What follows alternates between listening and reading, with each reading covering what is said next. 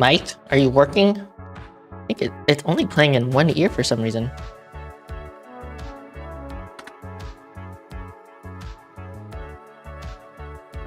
Hello. Does the music sound weird to you? It's only playing in one of my ears.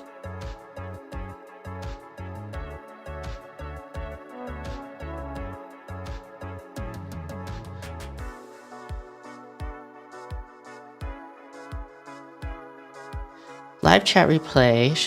Yes, I want that. I also want live chat.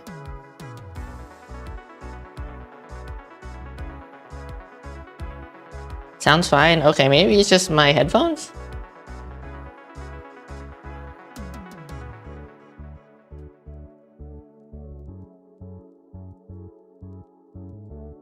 Weird.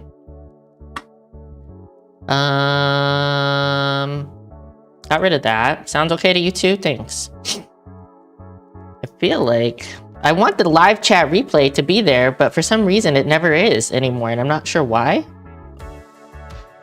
Because I feel like I have it set to the right thing, but anyways.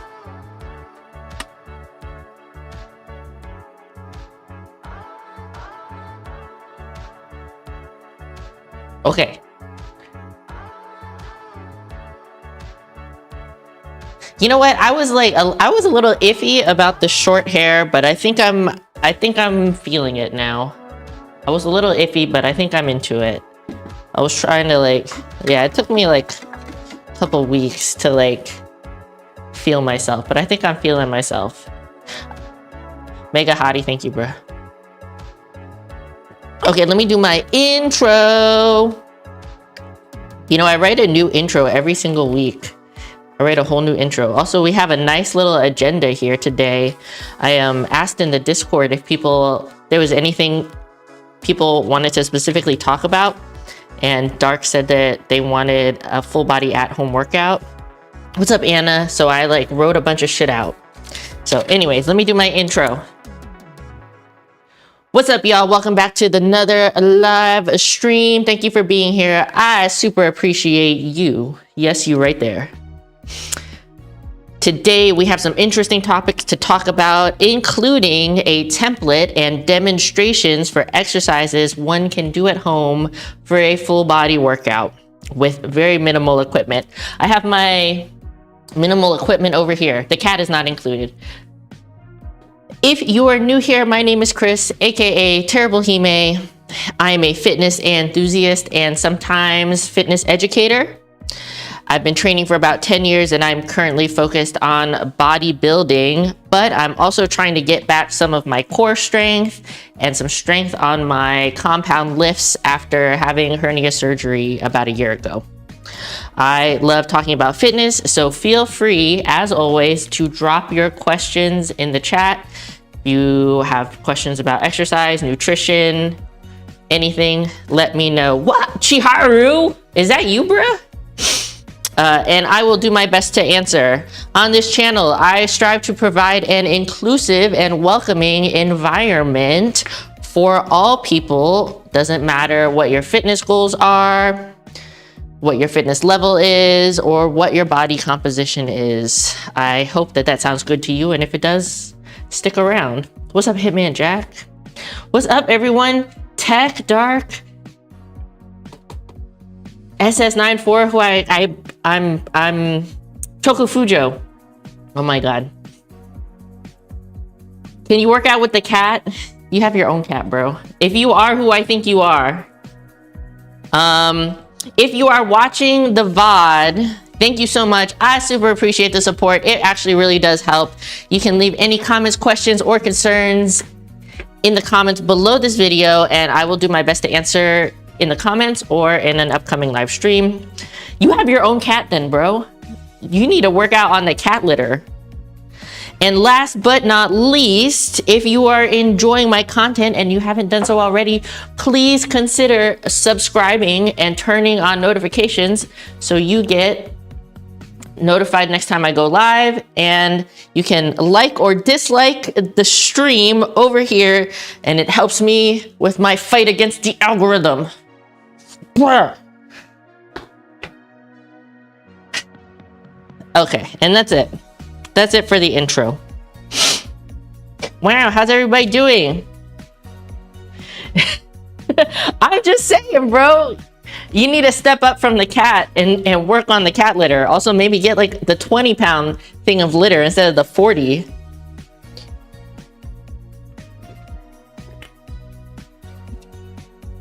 You love the intro. I realized that, like, since YouTube doesn't delete any of my past videos when I do a live stream, that I should probably introduce myself, because maybe people do watch them after the fact. So yeah, there's the thing. So I appreciate everybody being here and stopping by, because actually it really does help. This is Diet Pepsi, just Diet Pepsi. Think you're deployed a tendency to fall asleep while riding in your car? Yeah, that's what I'm saying. I think, well, hopefully it helps. But I also saw somebody doing it on Twitch where they introduced themselves at the beginning of the stream, and I was like, that's really smart. I don't know why I don't do that. Like, I should honestly do it throughout the video. I'm doing good. Yeah, so today on the agenda, excuse me, we're gonna probably focus a lot on this at-home workout business that Dark asked about, and I have some stuff to like help out with that.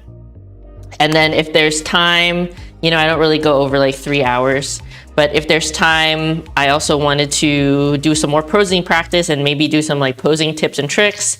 And then obviously we're just like chatting and hanging out throughout anyways. But in the description on this video, I already wrote out what I would call a template for like a full body at-home workout, but it comes with some caveats, okay? It comes with some caveats, and I'm gonna tell you these caveats right at the beginning. This is, I would say, a very, very basic program to get somebody new to working out started. If they don't feel comfortable going to a gym, they don't want to go to a gym, they don't have any equipment or anything, that this is like the most simple workout I could come up with that hits basically your full body. It's simple, relatively easy, but it is a slightly longer workout because it's your whole body in one workout. If somebody were to do this workout, I would recommend that you do the workout and you take at least one rest day before you do it again, because it does work out your whole body. You want to give yourself adequate time to recover, right? So workout, day off, workout, day off, workout, day off, or if you need to take 2 days off, you can do that as well. So I would say maybe my recommendation would be like Monday you work out, Tuesday off, Wednesday workout, Thursday off, Friday you work out, and then you take the weekend off. What's up, Georgie? Good to see you. I'm gonna give you a bunch of different example exercises. So if you need to come back to this video and reference a bunch of these exercises, you know, you go ahead and do that. But I'm gonna give you multiple exercises per muscle group. When you're making your workout program, oh, now it looks short. Well, it looked longer before because maybe I had it in pigtails last week. But yeah, I mean, it's the same length that it was before. What's up, William? It's good to see you. Hey, Mopar.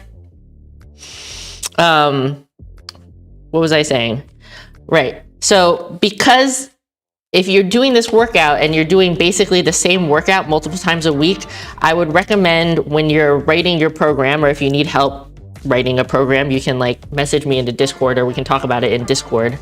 I would recommend setting up multiple days that follow the same template but have different exercises. Do you know what I'm saying? So like one day you do push-ups and another day you do a different chest exercise.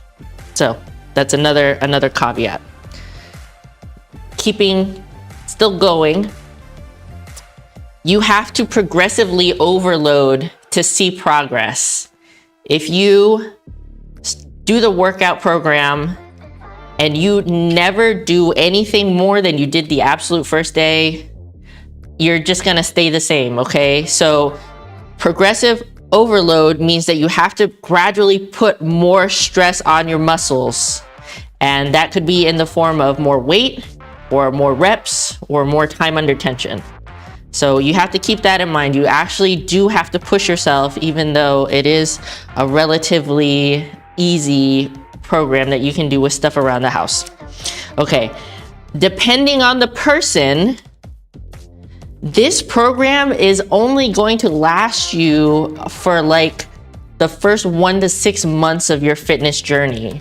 After that, you're probably going to need to progress to a different program, or you're going to have to progress to different implements. You know, you could maybe even do like the same program, but go to a gym and use heavier weights or something like that. But just doing this at home, if you want to see a big difference in your physique, you're gonna have to do something more than just lifting books and cans, unless they're just like really, really heavy cans. So really good form is absolutely vital, not only to make gains, but also to prevent injury. So if you ever have any questions about form, like, please ask. It is so important that you are doing these exercises in a way that's not hurting you and that you're not building bad habits. Like Donkey Kong lifting weight. What's up, Sweet Lou? Know how to get some. Well, the thing is, oh, you do know how to get some. Right. So, you know, if you're willing to go above and beyond, this program might last you a little bit longer. But this is truly like a very, very beginner program. And I don't think that I would look the way I look right now if I had done a program like this for my entire fitness career, if that makes sense. What's up, Knight? Welcome in. Yeah, so if you have any questions about form, if you want a form check, please come to the Discord, drop a video, drop a question in the fitness channel. I'll do my best to answer. If you need further clarification on stream, I can do that for you as well. Today, I'm kind of just gonna blast through everything just to like give you as much information as I can so that you can get started. Can you review your power snatch PRs? I can look at them, although I think that you probably know that I'm not the most well-versed when it comes to power or like Olympic type lifting, but I can look if you really want me to.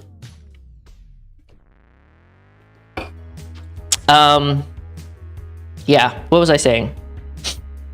Yeah, like I said, gonna go really fast. But if you need more clarification or if you need help with your form, please let me know. Not only, like I said, will it help prevent injury, but it will make the most of your gains. And another thing, you're being facetious. Oh my God. Yeah, we have that one. Another thing that is gonna help you see gains is your diet.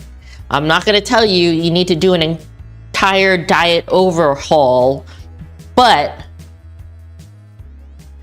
prioritizing your protein and at least being in a calorie maintenance or surplus will help you build muscle. Most beginners are probably going to build muscle anyways, just for like the first 3 to 6 months to a year, because they're just stimulating their body in a way they haven't before. But beyond that, you're going to hit a hard plateau, which is what happened to me when I first started working out. For a year, I was like newbie gains out the ass, and then all of a sudden, bam, I hit a big plateau. But like I said, I'm not telling you to completely overhaul your diet, but think about ways that you can add more protein to your diet. You might think about adding maybe a protein shake one protein shake throughout the day on top of what you're already eating, that's like 20 to 25 grams of protein. If you have a double protein shake, that's like fucking 50 grams of protein added to whatever you were eating before. You know, when you're making a plate of food, maybe consider having a bigger portion of protein. You don't necessarily have to make a smaller portion of other stuff, but adding a bigger portion. If you eat dairy, check and see what has high protein. You know, if you eat yogurt, look for a higher protein yogurt, cheese and stuff like that. Some stuff has more protein than others. Like Greek yogurt compared to like other types of yogurt usually has a lot more protein. Cottage cheese also has protein. So that's just something to keep in mind. I know it can be a lot. I don't necessarily advocate for completely overhauling your entire life to start a fitness journey, but it's something to keep in mind. Yeah, getting enough protein can definitely be a challenge. And, you know, to go from like not really caring about what you eat to like kind of what I do, like tracking and really like going above and beyond in protein can be really overwhelming. So that's why I'm saying like try to add in here and there where you can. Try to prioritize, you know? Yeah, actually I do really like cottage cheese.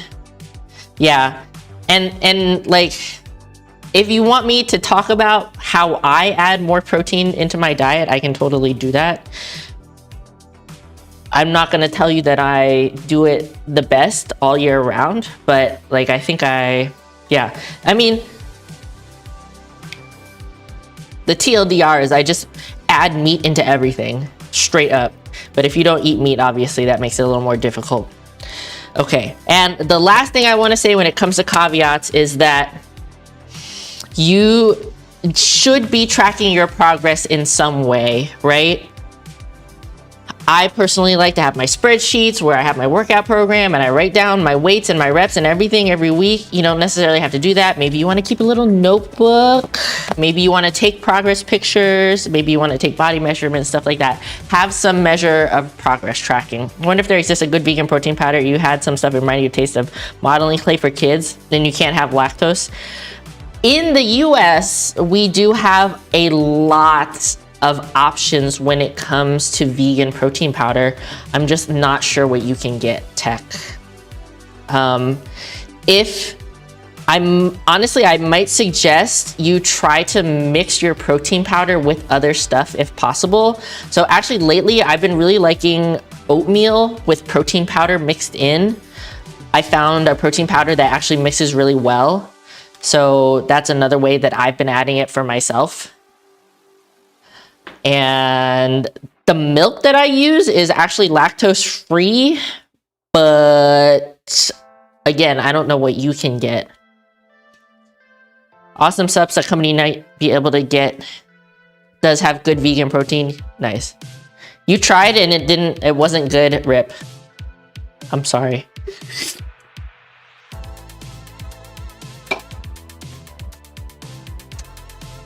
Yeah, there's a lot of different kinds of vegan protein, but tech is having a problem finding some that is like more edible because it can be like very like not fun to blast a lot of protein. But yeah, for myself, I typically get my protein through Whole Foods and I maybe supplement with like one shake or one protein bar a day. But yeah. Okay, so now we went over all of those caveats. Or whey protein isolate.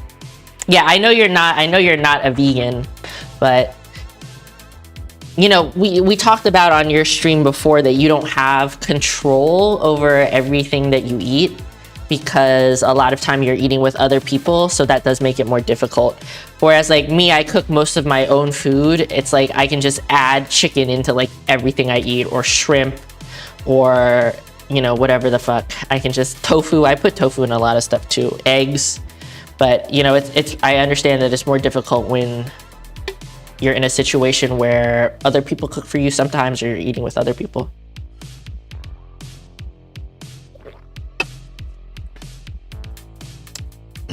Okay, so now I'm going to talk about the workout setup. Like I said, it's listed in the description below if you need to reference it. It's going to basically be 8 or 9 exercises. You have decided to make more meals yourself, you should start tracking your intake anyways. I mean, I don't necessarily think that you need to track your intake if you're not in a calorie deficit, but just like making yourself eat a larger portion of protein with each meal should be enough. I mean, I know that you are a Viking and you are probably on the larger side compared to a lot of women, like tallness, but I can't imagine that you would need more than like, I don't know, like 150, 130, 150 grams of protein a day. Sometimes it's just about getting it like, wait, I gotta see how many inches that is.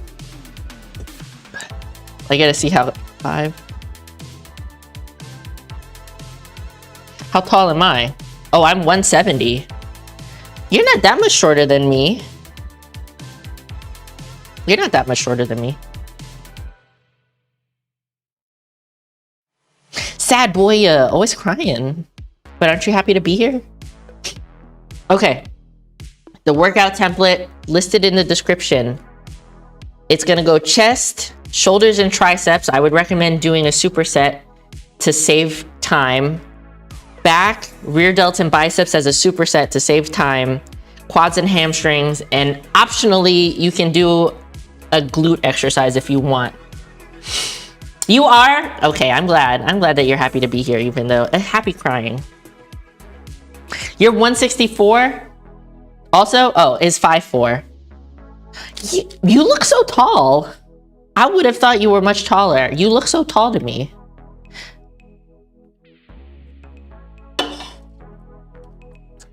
And the equipment that I'm going to be using today, I have one backpack full of nonsense.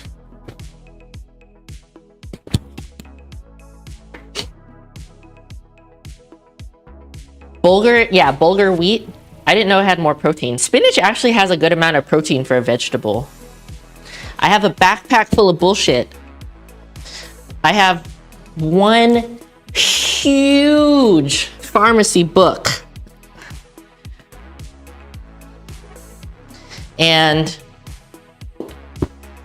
I have a reusable grocery bag full of cans and diet juice. So this is what we're gonna work with today. It's when Joey was in pharmacy school. You're 5'7", I'm 5'7" too. You have a massive luggage bag full of bullshit, but it's just emotional baggage. Oh my God, jeez. You're 5'7", and people tell you that you thought you'd be shorter from your pics. Do you take pictures usually like this? When you take it like this, it makes you look shorter. I usually take pictures from down to up to make me look bigger. I'm also 5'7" though. Okay, optionally, if you have, let's see, if you have a bench of some sort, like a hard bench, it doesn't necessarily have to be a workout bench, but like a sturdy bench, you used to put a kettlebell in your backpack and go walk around, make a makeshift rucksack, yeah.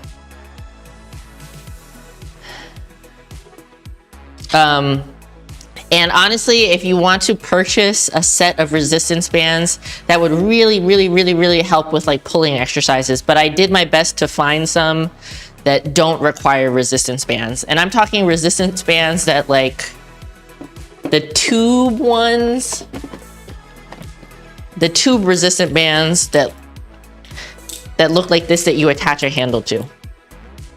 So yeah, if you were looking to get something for home that would be really helpful, this would be helpful. But like I said, I tried to come up with some stuff that you don't need. You don't need that stuff for. Celsi who? JK, who are you talking about? You are the resistance band king, my guy. Tis you, the resistance band king. I hope Ben is recovering well, Mr. Acro IRL. The first couple days after surgery are really rough. Even if it's not like the most invasive surgery, I guess.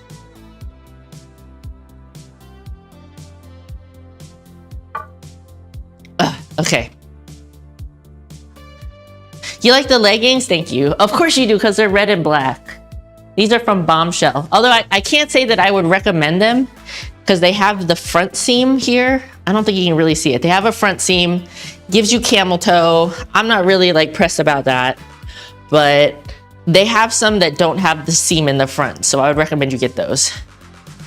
He's okay, a little fucked up, but getting through it, and Celsi because of the backpack stuff. Does Celsi do backpack stuff? You're heading out. See you later, Mr. Oddity. Yeah, I'm sure that they have red in like other styles. I'm just saying, like, don't get the ones with the thing in the front. Look like bicycle strapping things. Okay, also I want to mention when it comes to like a backpack to put shit in, make sure you get one that's sturdy. Hey, Daniel. And if you have one that has like straps to hold it down. He does. Yeah, it was a request from Dark. So I just want to make sure you have it like really sturdy, you know, pull it really tight. Don't let it hang down. And if you have the chest strap is really helpful. And we're going to use this for like a lot of exercises. Okay. So you better make sure you got a sturdy ass backpack. Okay. You load it up with whatever you need to. So we're going to start with chest exercises. We all know push-ups are a really good chest exercise, but if push-ups are too easy for you, use the backpack to add more weight to it, okay? Gallons of water, are they really a whole ass 8 pounds? It doesn't seem that heavy. But I mean, in places other than the US, usually they don't have water by the gallon. I think usually it comes in 1 liters, but you can fill it up with 1 liters. So things to keep in mind when you're doing push-ups. You don't want to have your arms way out here. This is putting your shoulder in a really compromised position. Try to have it somewhere in between, like kind of like a 45-degree angle.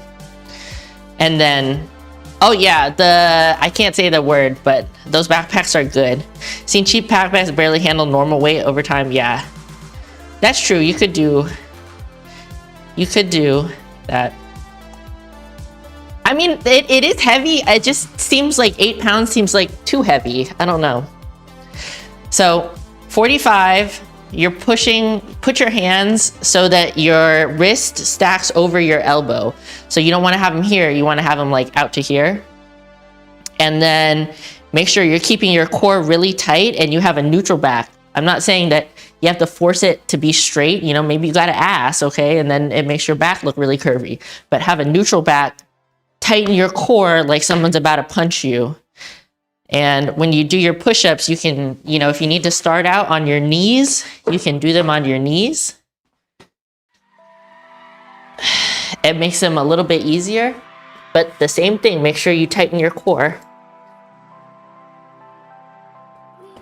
And go all the way down and all the way up. Okay, knee push-ups. Footy push-ups. All the way down, all the way up. If you don't like to get all the way on the floor, you can also do them off of a bench. Make sure it's sturdy. This will make it a little bit easier, right? Tighten your core. All the way down, all the way up. Also helps you tighten your core if you squeeze your booty cheeks a little bit, okay? So that's my first chest exercise.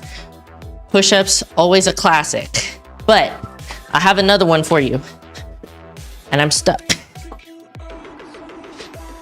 This is where you get a heavy object. It can be whatever the fuck, okay? I just happen to have this really heavy book upstairs. But use what you have in your home. And you're gonna do a prayer press, is what it's called. So this works your chest in two ways actually, because you're not only stretching it and pushing, but you're also squeezing at the same time. You're gonna hold your object in between your hands as hard as you can, and then you're gonna press it like this.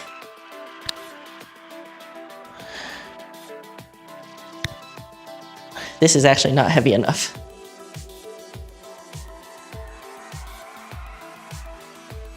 I would say this is probably easier than push-ups.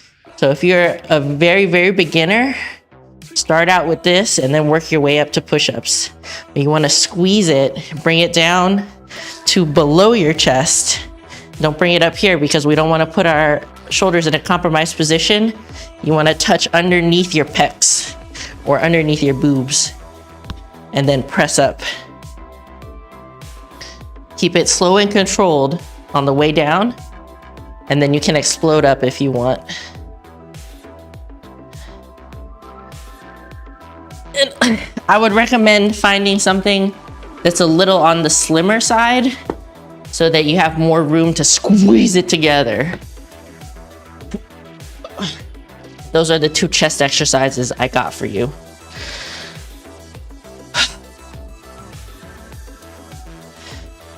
Kind of doubles as a hand exercise. Well, the thing is you're not squeezing with your fingers so much. So if your wrist and your elbow are tracking pretty well, it's more about the pressure from here and less from your fingers. But I mean, there's nothing stopping you from doing it like this if you want. I just don't think that that should be your focus, if that makes sense. So it's more about this. I will say if you have trouble with your wrists, putting him this kind of position, because Joey can't really bend his wrists all the way back like that. You can do stuff on your fingers, just be really careful. So like you can do push-ups on your fingers and you can do this kind of an exercise with your fingers, just be really careful. And I would recommend that more than doing it on your fist. If you don't want to do it like this, I recommend fingers more than fists. Any questions about chest exercises before I move on to shoulders?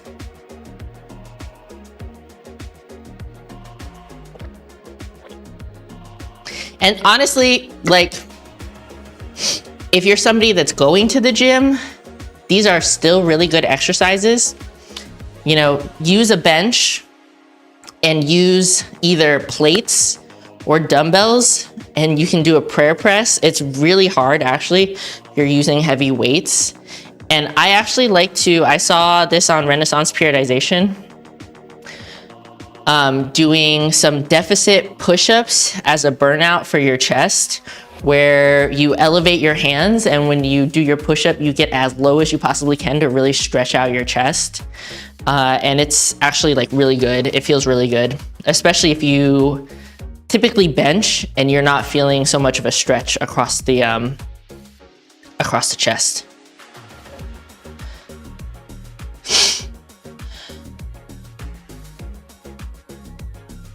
Yeah, you did have them in the programs. I like it a lot. I don't do it like every time.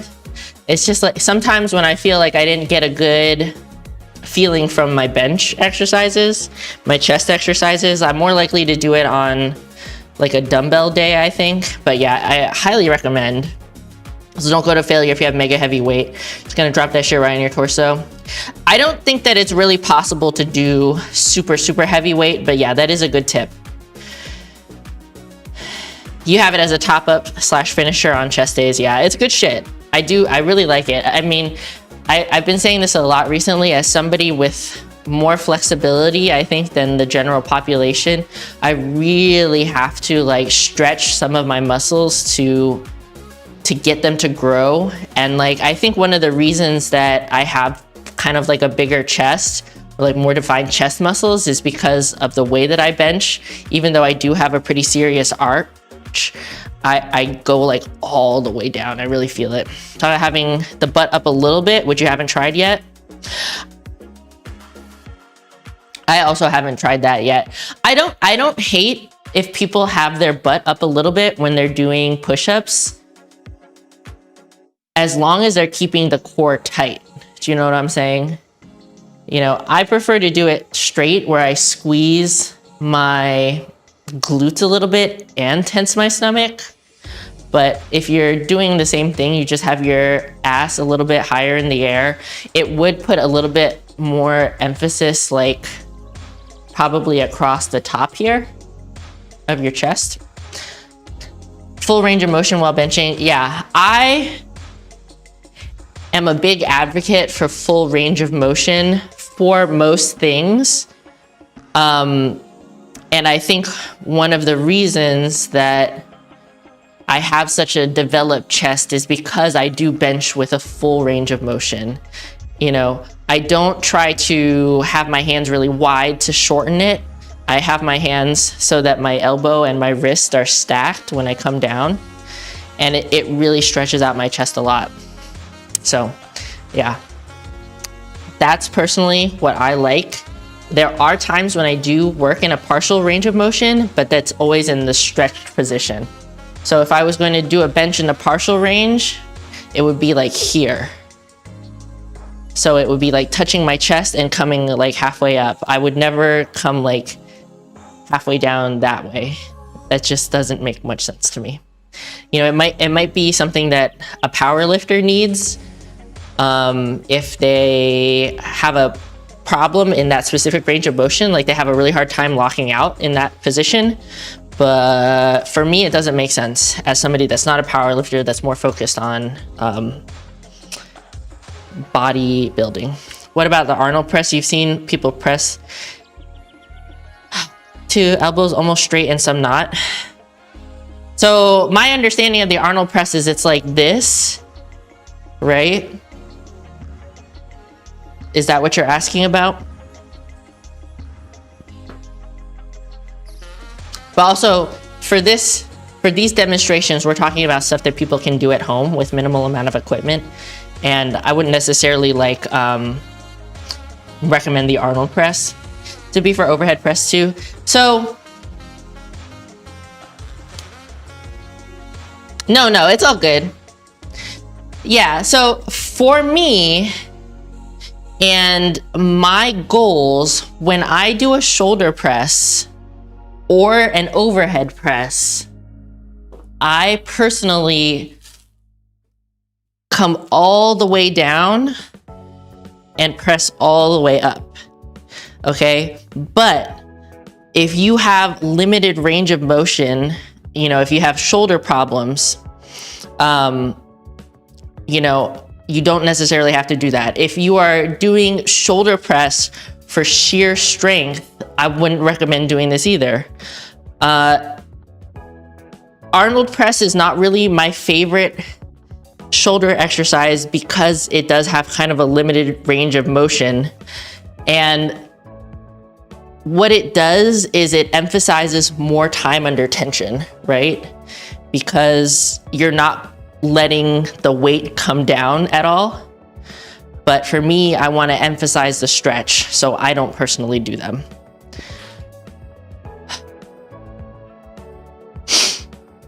Yeah. So, yo, what's up, Savar? Welcome in. So yeah, that's just like how I feel about them. For me, myself, I'm trying to do everything in a really wide range of motion and really emphasizing the stretch. And the Arnold press just does not do that for me. Even when I am overhead pressing, I let the weight come all the way down till it really touches my chest, and then I push up. Okay. So, moving on. Just relaxing. I love that for you, bro. Moving on, I'm gonna talk about two-ish, like, I would say maybe like three shoulder exercises that are going to work both your front shoulder and your rear shoulder. They're all kind of like compound exercises to hit both. Because this is a full body workout, I want you to like save as much time as possible. So to do that, I've kind of not come up with these exercises, but I've compiled these exercises so that it goes a little bit faster. So if you didn't know, your shoulder, does it remind you of Lean Beef Patty? What's up, lazy engineer? Welcome in. Lean Beef Patty has that rat tail though. I don't have a rat tail. Look, if you want to tell Lean Beef Patty that she should hang out with me, I'm not gonna be mad about it. Hey, Jack Geek. Okay, so I have 3 exercises for you, and I guess I don't really have them in a 2 are pretty much the same thing. Okay, so this is where you would get some kind of household item that's heavy enough for you to use. I have cans right here. You know, you could use books, you could use jugs of water, you could use, trying to think what other things people have around the house. Probably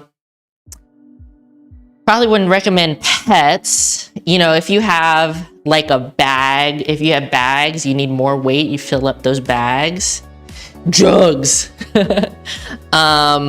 You have a willing human. I don't necessarily think you can do these with a human being. You might be able to bench another person. Is that what it means? Anyways, so I've got 3 kind of variations for you, right? So the first one is, I don't even know what you would call this. I would say this is like a 90-90 shoulder exercise. You're basically going to do one arm doing a front raise while the other arm does a lateral raise. And then you're just going to switch back and forth. And it's relatively simple, I would say. One thing to keep in mind is that you want to try to keep your torso centered to the front. You don't want to turn your body because then your arms are in the same position. But having your arms in these 2 different positions mean that 2 different muscles are working. Another thing is that you want to try to lead with your elbow. Okay, you don't want to lead with your hand like this. It takes some of the tension off the muscle, especially for the lateral raises. So try to think about like internally rotating your arms a little bit so that you're leading slightly with your elbow. Your pinky side of your hand is also going to turn up a little bit. So you're just going to bring them up, one up and one out to the side, and then switch. And you just want to make sure that you're doing both sides for the same amount of reps. See, look, I'm already turning my body a little bit. And for the one going to the front, you can try to like squeeze it just a little bit to the inside, and it will get a little bit of your upper chest. I hope I'm not messing up my Chef Boyardee, bro, shaking it around like this. And then when you're doing your side lateral raise, try not to like bring it way up high. That also starts to take some of the tension off the muscle you're trying to work. Starts using some of your traps, which is not necessarily a bad thing, but it's like not really the focus of this exercise. Chef Boyardee's nuts, bruh. Bro, I love Chef Boyardee. So this is one variation. It might be a little bit difficult if you are not super coordinated. It's going to take a bit of proprioception. Make sure that you're just taking it really slow and focusing on the form. This is something you might want to do in a mirror if you are able. Do you actually eat that stuff? I love Chef Boyardee. One thing about me is that my family was pretty poor growing up. My dad was in a lot of debt and it took years for him to pay it off. Like, we eventually got out of it and we're all doing really well. But for years, like, McDonald's was like a fancy day out, like eating out. Like, I ate a lot of like bad, like not good, not necessarily good food for you. I love Chef Boyardee. I love a lot of like really trashy foods. Like, truly, like, the reason this is in my pantry is because this is what I eat. I eat these things. It's not for Joey. This is beans, white beans. I would probably recommend getting 2 things that are the same so that they're the same weight. Although these are pretty close. I still love the chef, bro. Le Chef Boyardee. I still love the chef. What's up, Danny? Sponsor me, Chef Boyardee. Also, put more protein in your stuff. 320 calories for 9 grams of protein is not the best. Anyways, yeah.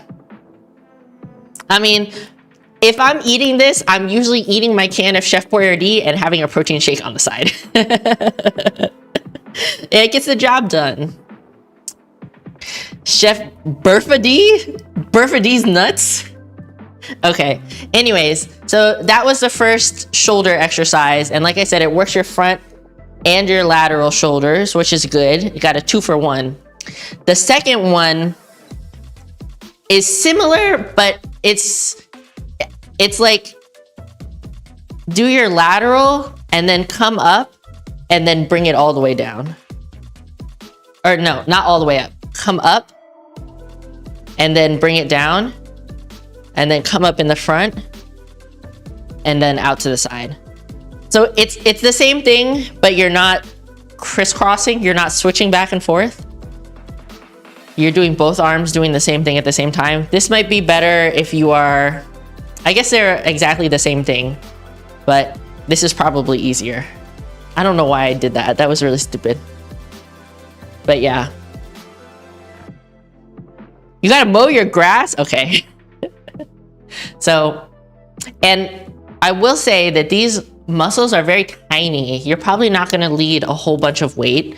Honestly, just me doing these is kind of like putting a decent amount of tension just with these cans. I definitely could probably do like a lot, but I am feeling it. So don't think that just because you're using household items doesn't mean you're gonna get a good workout. And the last thing, this is more front focused. You think Mountain Dog, AKA John Meadows, would do these and he was fucking jacked. I mean, everybody does like a variation of these. It's just like your weight depends on you yourself. This is my last shoulder exercise. I call these around the worlds. I would say this one works a little bit less of your lateral delts, but it does hit them a tiny bit. You could even, like, if you go like this with your hands on top of the can, you'll hit it a little better. It's just more of an exaggerated, like, lateral raise. This is not my favorite, but it might be the easiest in terms of, like, somebody that's new to working out. And when I'm doing the exercise, if you look from the side, I'm not bringing them straight up. I'm kind of like bringing it out in front of me just a little bit to keep tension on that front delt.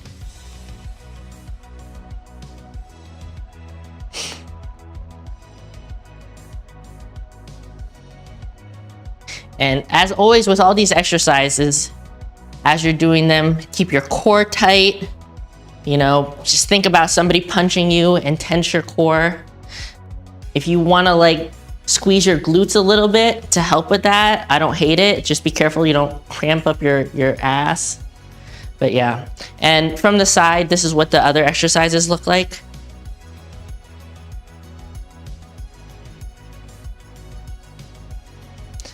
I'm not actually having my arms straight out to my sides when I do them. I do have them kind of forward just a little bit.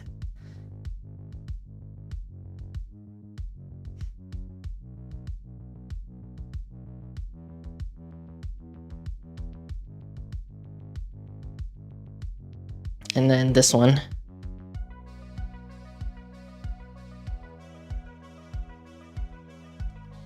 This one takes the most control, like body control.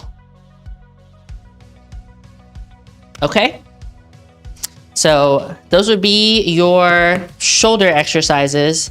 So I have the first exercise, which is chest, as 3 sets, because it's a bigger muscle. It's kind of like the exercise is a little bit more compound exercises, more full body.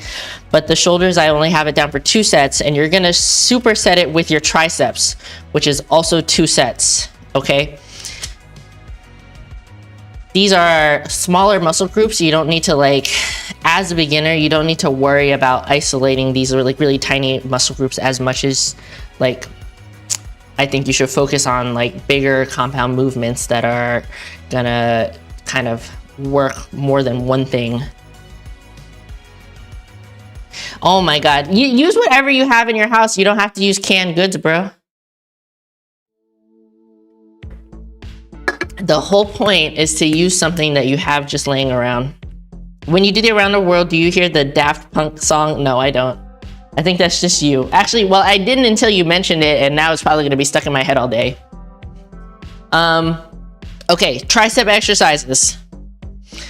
The classic OG tricep exercise for working out at home is diamond push-ups. Basically, it's a push-up. It's like a close grip bench press. It emphasizes, although it does still work your chest, it emphasizes your triceps a little bit more.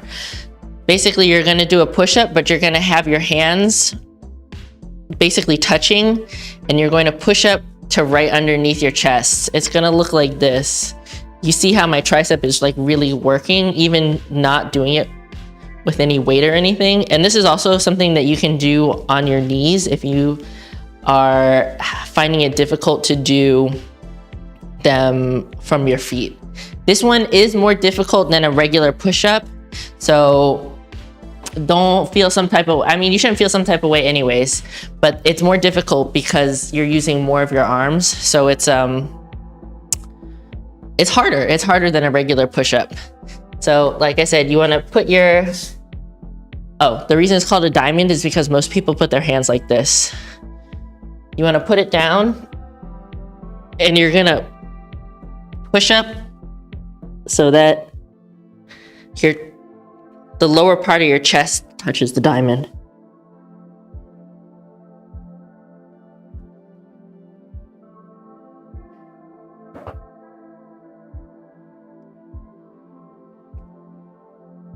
Ooh. Yeah, that's pretty difficult for me. Ugh, on my footies. Some reason Diddy's song from the 90s, the name of the song, wait, what's the name of the song? So I would say the diamond push-ups is a little bit more of an advanced exercise. Not everybody's gonna be able to do that like right off the bat if you're a complete beginner. And also keep in mind, you can do it on a bench if you need to make it even easier for yourself. But again, you can use the cans, or you can use some other kind of household item and do tricep exercises with those. So the main movement of the tricep is your elbow extension. So my recommendations would either be to do an overhead tricep extension or a tricep kickback, like this. I think the overhead is going to be a little bit more effective because of gravity pushing down on you, and it also puts your tricep in a more stretched out position. So basically what you're going to do is you have your cans and you bring your elbows up and extend up like this.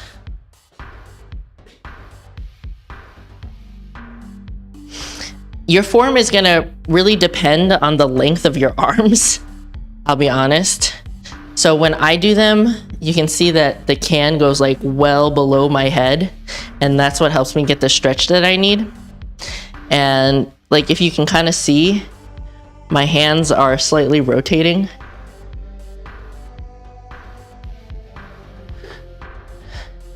Also, the length and size of the object.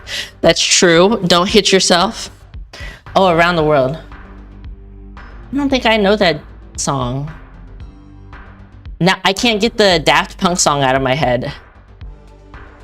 So, but that being said, this might be an uncomfortable exercise for some people, depending on your shoulder and your elbows. So if you're having trouble with this, man, that actually is really, it's like doing some shit to me. I would say you can do your kickback, which would be like bending over, core tight, glutes engaged, and you're basically just gonna kick it back like this. So you're really, the unfortunate thing about this kind of exercise is you're really only putting tension on the muscle from like here to here. Otherwise, like this is bicep and this is just hanging. So that's why I would prefer if you did the overhead extension. But if you don't feel like you're up for that, you can do this instead. And you'll still get a good squeeze. You just won't get as much stretch. Don't want to see anyone doing Around the World raised with a cast iron skillet. Yeah, everybody, please, please, please, please be really, really, really careful. Don't break anything. Be aware of your surroundings. Don't use objects that are hard to hold on to. Don't use stuff that's like really oddly shaped. Use your brain and your common sense. But so those are my 2 tricep recommendations. Pretty simple.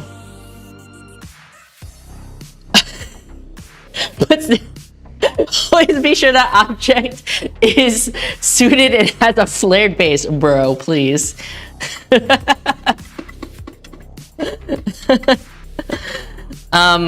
Yeah, so if you're doing this workout, if you're doing this full body workout, I would recommend that you superset your shoulder and tricep exercises, right? Because you have 2 of each.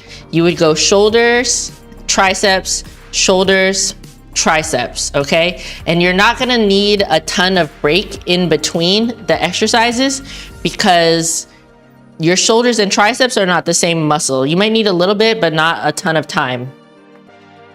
So if you don't know what a superset is, it's basically a way of training where you do 2 different exercises consecutively and you count that as the set. That as one single set. So you do 1 set of 1 exercise and another set of another exercise right one after the other, and that would be counting as 1 set. And what it does, it helps you get through your workout a little bit more quickly because it reduces the amount of break in between your sets.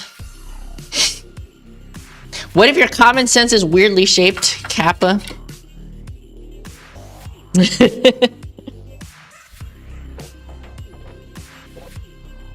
So basically you're gonna do your 3 chest exercise, chest break, chest break, chest break, shoulder, tricep break, shoulder, tricep break. And that's gonna be all your pushing stuff, right? And then we move on to the back things. The back things are, pulling exercises are much more difficult to do at home just because of the nature of the movement. It's hard to do them kind of from a standing position. This is where I would really love if you have some sort of resistance band set up, or if you have and are able to do pull-ups. If you have a pull-up bar in your home, maybe you can go to a park. Hey Tweet, I am having a good Tuesday. I hope you're having a good Tuesday. Hey Owen, good to see you. So yes, if possible, this is where the resistance bands or having a pull-up bar would really come in handy. But obviously, the whole point is that we don't have those things. So I'm gonna tell you some other stuff that you can do. You do have a pull-up bar, but you struggle with it and you bought some assistance bands. Nice. Yeah, it's very hard for beginner back exercises at home with too little to no equipment. Best thing you came up with a jank Australian push-up setup. So I have some recommendations here. So yeah, so I guess I didn't know that's what it was called, but you can do, I don't really have a setup for it. I should have thought about this in advance, but I didn't. Maybe I'll skip that. But so what Sweet Lou is saying is to take like a stick and put it across two things that are the same height and doing like inverted rows on it. So I can kind of show you on the rack. It's gonna be a little difficult.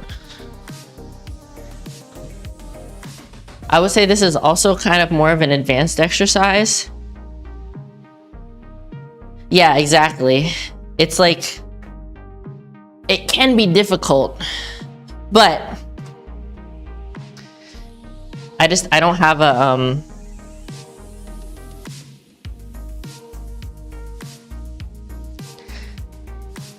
you can do it off of a table if you have a really sturdy table that has a lot of space underneath. You can hold on to the edge of a table and do them with like an overhand grip, but again, it has to be like a very sturdy table. Essentially, you would do something like this. Is this camera 4?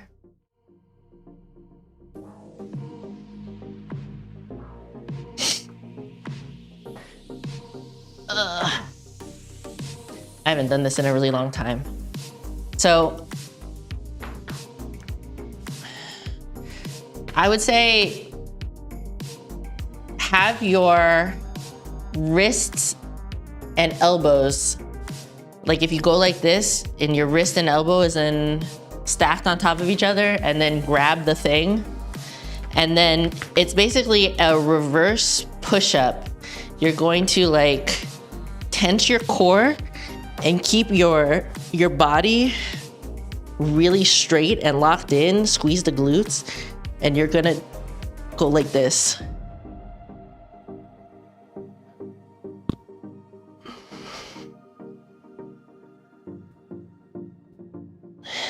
And to make it easier, like you can have the bar higher up. This would be a good exercise if you like lived close to a playground that had like bars on it that you could hang off of. But yeah, not everybody's gonna have access to that. Like I said, it is possible to do it off of a table. Also try to keep your torso vertical and your feet closer. That's true. Wait. Torso vertical, bring your feet closer. I think that if you were gonna do that, you would have to maybe have the bar a little higher up. So you basically would be like sitting, but your weight is gonna be on your heels. But for this, you have like a very small range of motion, unfortunately. But either of those would be good if you have something that you can do them on. That's something you might be able to do off of a table as well. Yeah, I mean, it really depends on like what you have access to. So Tech is saying like, if you have like a staircase or maybe like a stairwell, if you're like in an apartment, maybe the underneath of the stairs is not filled in. Yeah, your table is mega wobbly. Okay, I got other exercises for you. So, I don't think I know what prison pull-ups are. Okay, so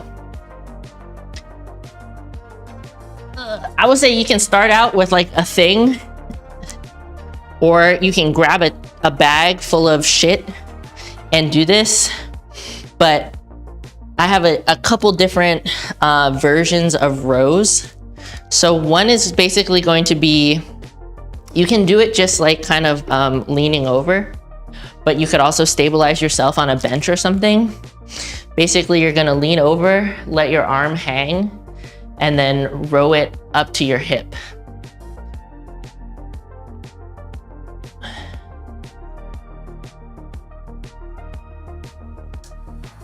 You see what I'm doing? Core tight, glutes engaged, and you're bringing it up. So when I'm doing this, I'm trying to keep my elbow kind of tucked. When you bring it out like this, it's kind of engaging a different muscle, but we're kind of working the lats here. So if you see me from the front, this is what it looks like.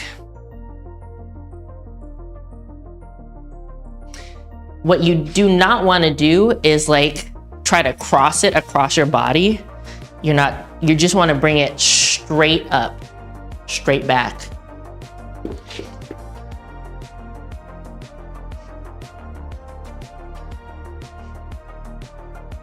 Okay, so that's gonna work kind of like, gonna work up here, it's gonna work out here, it's gonna work your lats in general. Also, my arm is itchy. So that would be like a single arm row for your back. You know, if you have two of the same thing, you can do them both at the same time. Just be careful that you're not like swinging up. You wanna have your back and your core stable, unmoving throughout the entire exercise. Yeah, if you had like a duffel bag or like a backpack, you could kind of, I think this has a handle somewhere. You could kind of like go like this, but it might limit your range of motion. And then I realized that the juice is right there, so you can't really see what I'm doing, but you know what I mean. So that's one option.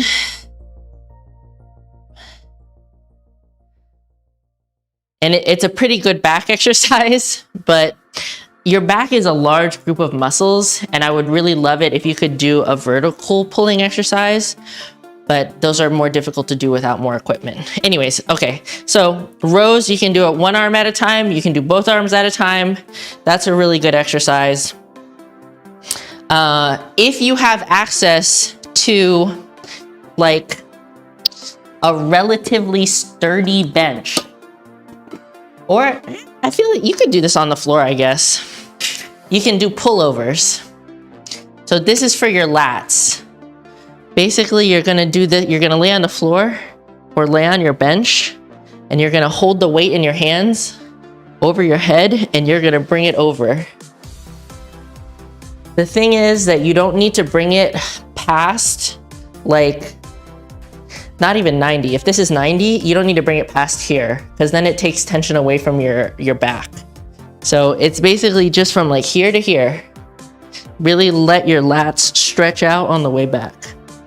So I'm gonna use this fat pharmacy book again. You're on the floor. Have your back in a neutral position. If your lower back doesn't touch the floor, that's totally okay. You don't have to force it.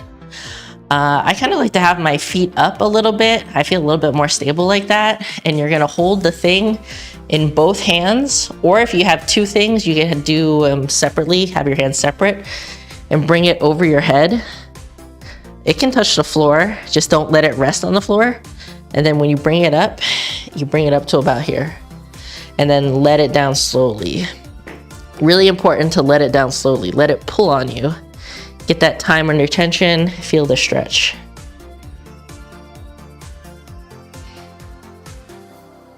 This one's gonna be really good on the lats.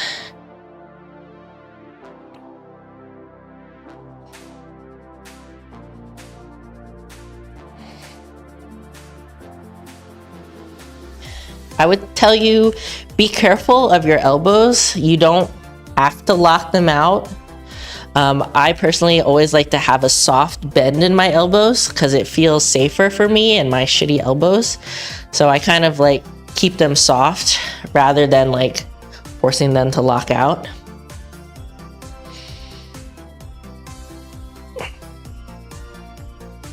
Yeah, so like I said, when you bring it all the way up to 90 degrees, you have no kind of tension on your back anymore. So that's why I say try to keep it like slightly over your head.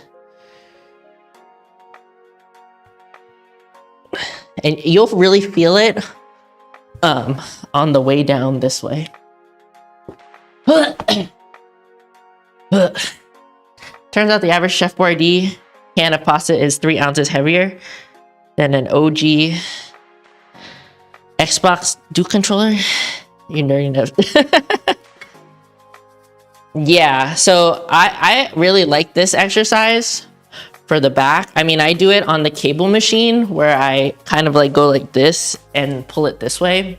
But this is a good alternative. And a lot of people do it at the gym on a bench with dumbbells. So this is another one of those exercises that you could do at the gym, just, you know, with gym implements.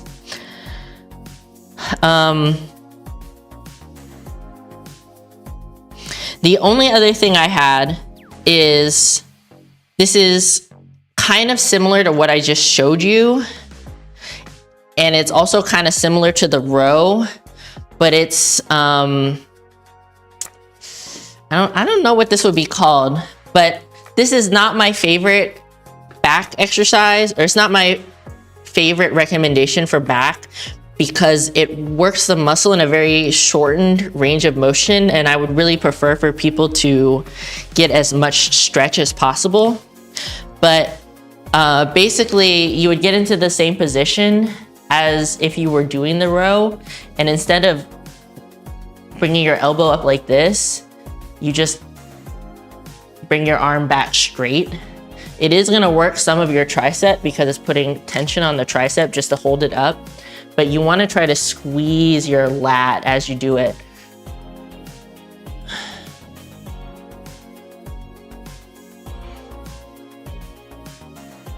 Another reason I don't super love this, especially for beginners, is it's really difficult a lot of times for people that are starting out to really engage with their back muscles, because it's not really something a lot of us are using in our day-to-day life, and is also something that's not as visually easy to see, even in a mirror.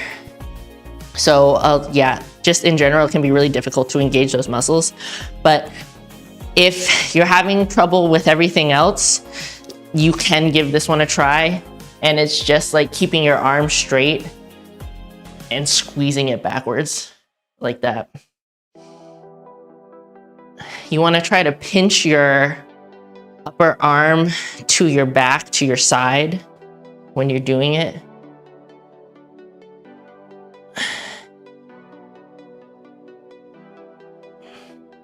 This is more of a kind of more of an isometric exercise, which is definitely doing some work, just not as much.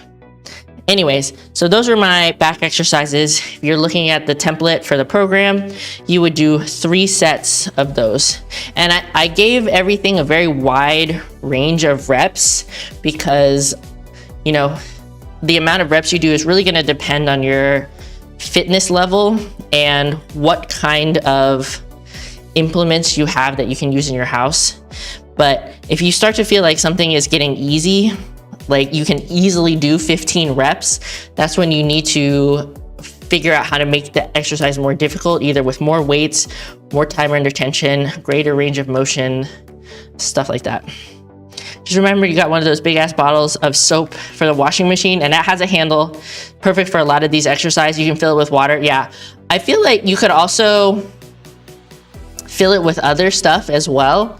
Like you could just go grab a couple rocks, put some rocks in there. But yeah, that would be really good.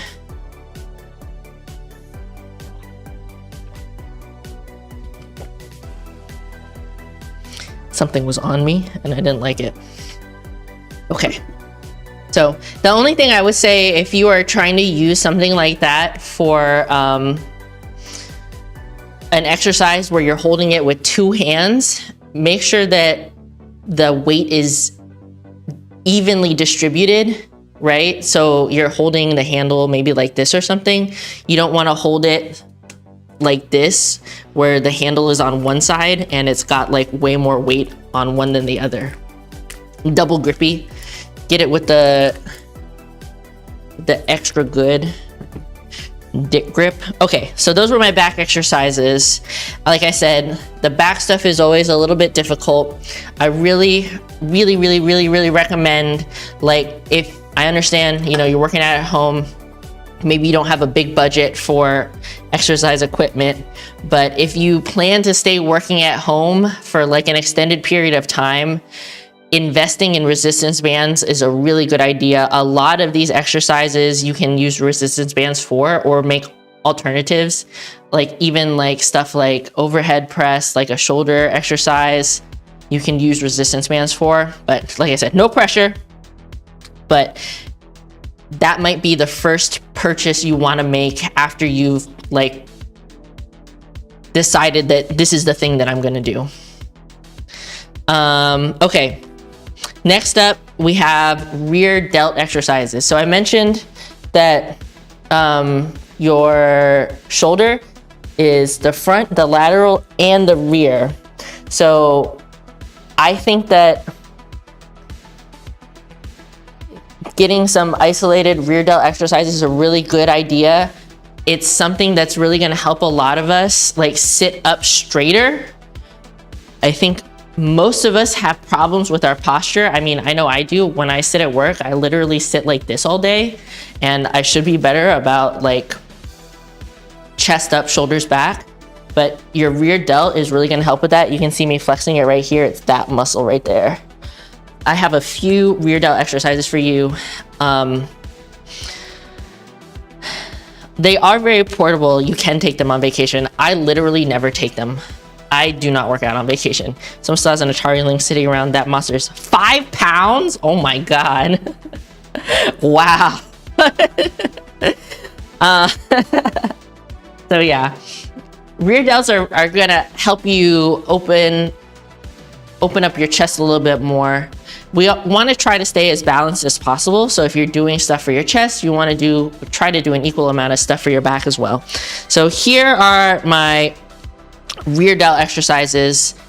I would say this is another exercise that's going to take a lot of proprioception, and you might not get it right the first time. You might not feel it in your rear delts when you first start out, but this would be something I would say, if you're having trouble, like take a video, put it in the Discord, and I can do my best to help you. I'm gonna give you as many tips as I can. So this is the absolute beginner rear delt exercise, and it's basically a Superman, but you're gonna have your arms out. Probably shouldn't be doing these just on like the bare floor, but this basically requires no equipment. You're gonna lay down, arms out, and then you're basically gonna engage your back and bring your arms up, squeezing. That's the important part. And do reps like this. You honestly don't necessarily need to like squeeze your glutes and come up off the floor, but it's also not a bad idea to do that if you're doing this exercise anyways, so you can work your lower back a little bit. So basically come up, and the range of motion is very short because this is more of an isometric squeezing exercise. Right here. It might help for you to slightly turn your hand so that your pinky is facing up, and then when you squeeze it, you can kind of play with it and see if you're feeling it a little bit more one way or the other. What else would I say? Yeah, I think this is a really good exercise for learning how to engage this muscle, because like I said, it can be difficult for a lot of people to engage their back when they haven't really focused on it before. One thing you want to keep in mind is that you don't necessarily want to squeeze your shoulder blades together. It's more about I was going to say more about engaging your rear delts, but if you don't know how to engage your rear delts, that doesn't really make any sense. So you're not doing this. You're just bringing it up until you can feel your rear delts.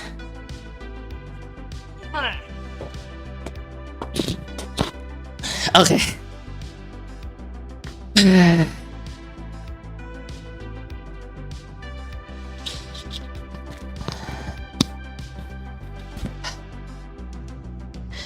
I don't really like being on the floor like that. Anyways, okay. So yeah, I think if you're an absolute beginner and you've never really done much for your back before, I think that's actually a really good way to try to learn how to engage those muscles. So would highly recommend that actually. The other things that you can do, they involve the cans. And you either have to be seated or you can bend over, which I don't hate it if you bend over because it's gonna make you engage your core more, but you know, it could end up being taxing on your lower back if you're doing all of these exercises like bent over. But you could either do a rear delt fly, which is basically arms more on the straight side, kind of going straight out, not straight out, but going out to the sides like that. Or a rear delt row. I would say put the back of your hand up and then you would row like this, whichever feels more comfortable. I don't necessarily, I can tell the difference. It's kind of just like whatever you feel better. But that's it. Same difference. And if you're doing them seated, you would just lean over.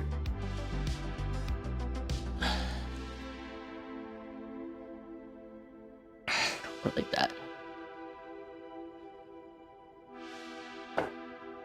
Again, the same thing, you don't have to squeeze your shoulder blades together when you're doing it. You don't need to do this. You only need to go to where you feel your rear delt working, which for most people is gonna be almost just like straight out from your body, perpendicular to your body. And what was I gonna say? Yeah, so that would be 2 sets for the rear delts. Because it's such a small muscle group, I don't want you spending a whole bunch of time on that, but it is really important, especially for us gamers with bad posture. And you're gonna superset that with biceps. I don't know that I necessarily need to go too into detail when it comes to bicep exercises. You can really just do like a basic curl like that, or a hammer curl if that's a little bit more comfortable for you. What I wanna caution you against is don't shorten your range of motions. Okay, I don't wanna see nobody doing like this. You wanna stretch it all the way down, all the way up. Bonus points if when you bring it up, you turn your wrist out at the same time. So you can see the difference when I just bring my arm up like this. And then when I turn it, do you see the way my bicep contracts just a little bit extra?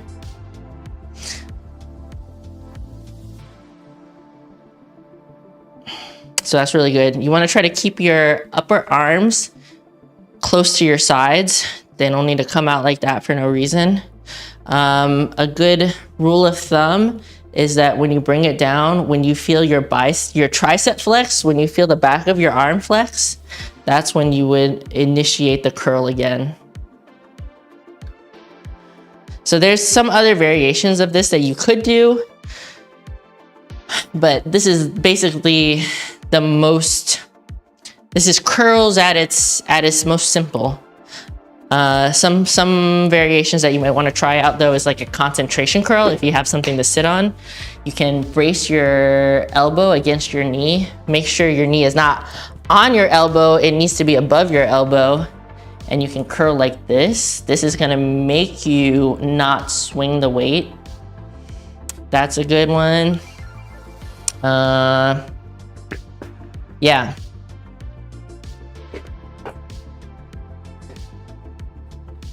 Yeah, that's about it. That's about it for biceps. So you would superset your rear delts and your biceps. So it's gonna go rear delt, bicep, then rest, rear delt, bicep, then rest, and just 2 sets of each. Pretty simple. And that's just gonna keep your workout a little bit shorter, a little bit on the shorter side. Any questions, comments, or concerns thus far about all these things? Any clarification needed before I move on to some of the leggy exercises?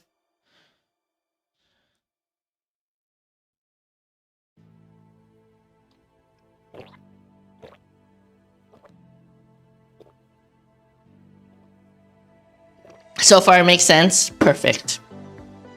Perfect. By the way, I'm thinking about taking this backpack with me to Japan. I had another bag in mind, but I kind of like how this one has so many more pockets, even though I don't necessarily need them. You see the inside has a lot of pockets. So I'm thinking about taking this one.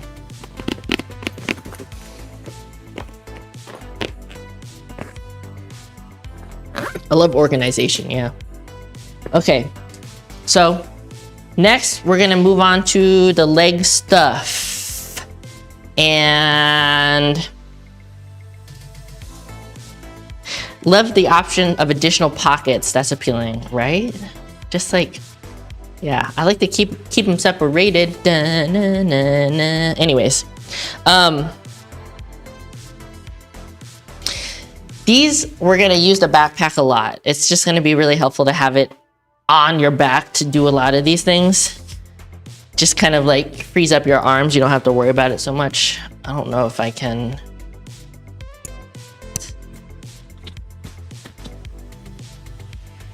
I'm worried that it's gonna like touch the mic. Okay. So you got two major muscles, well, I guess three, in your leggies. You have the quadriceps on the front, your hamstrings on the back of your leg, and your glutes. I'm gonna be real, I did not put any calves or abs in this program. If you wanna do calves and abs, like that's on you, but I was trying to keep it relatively concise.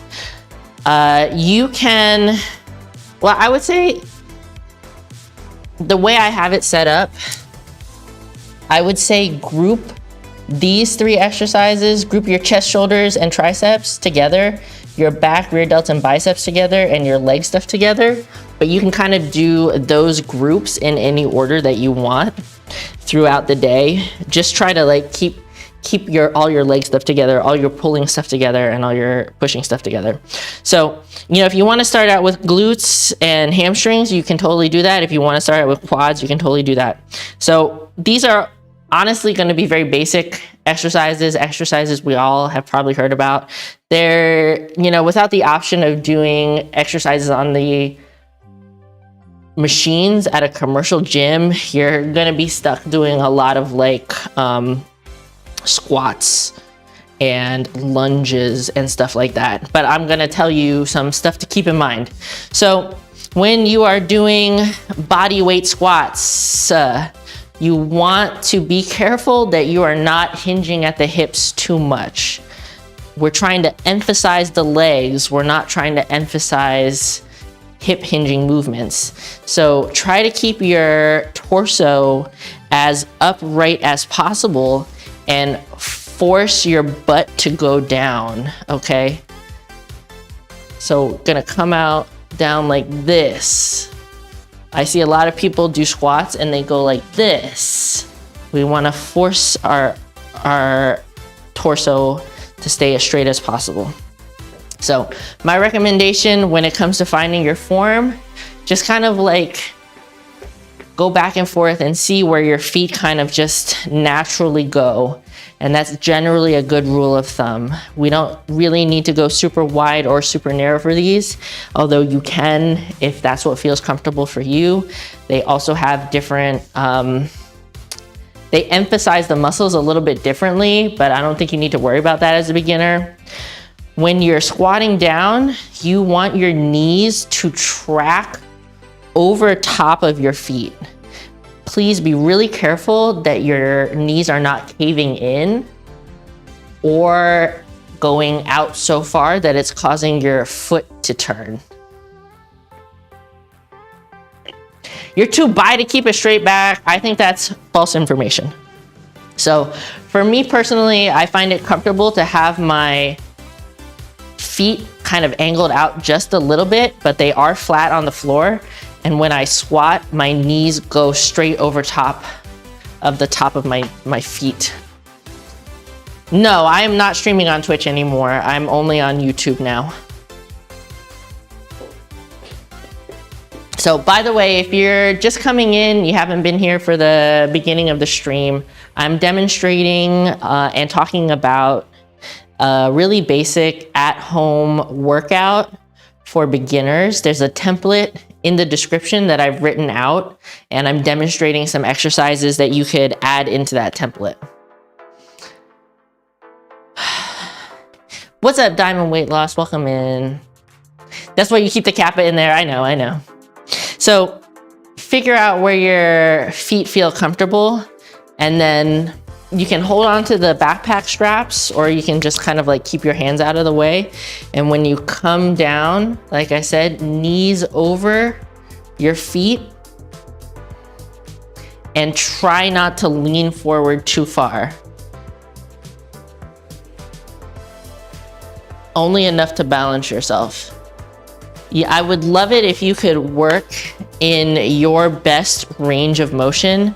I know that not everybody is going to be able to squat super low, but if you can at least get your thighs parallel to the ground, that'd be really good. If you're having trouble with that, you can put something under your heels to elevate your heel a little bit, and it's gonna help you with ankle mobility if you have less mobile ankles. So like you could put some books or something under your feet like that, and you might have an easier time getting down. But yeah, this is just really a basic squat. Like that. As straight up and down as you possibly can go. Another thing that you can do is have the backpack on the front of your body. I don't know if this is gonna work. Can you still hear me?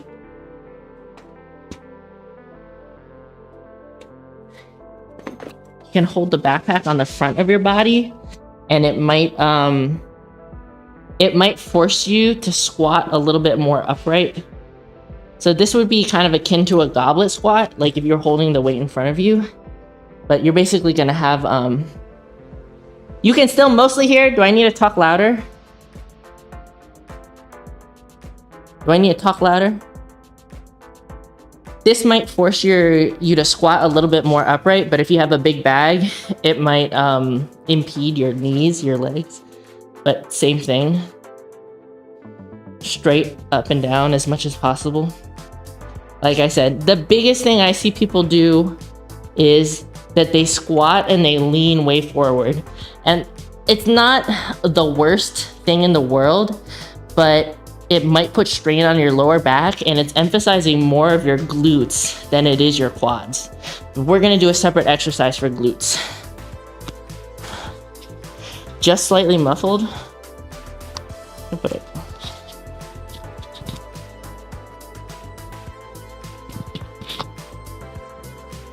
Maybe that's better. Maybe that's closer to my mouth. How deep do you usually go? So for me, when I squat super low because that's what I have the mobility for. I would love it if you could squat until your upper leg is parallel to the floor.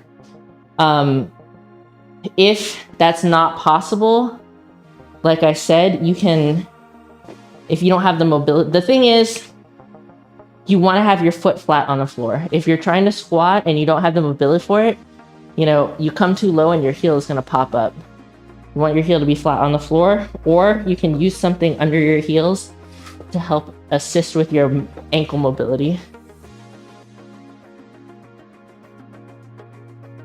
Another thing that you could do if you have something that you can sit on to make yourself go to a certain depth is to do a box squat, where you're basically going to sit down and touch something before coming back up. The only thing about that is I would caution you against fully sitting down. I would tell you just use it to like tap your butt and then come right back up. But if you're going to do that, I would love it if you could, over time, use something shorter and shorter. That makes sense.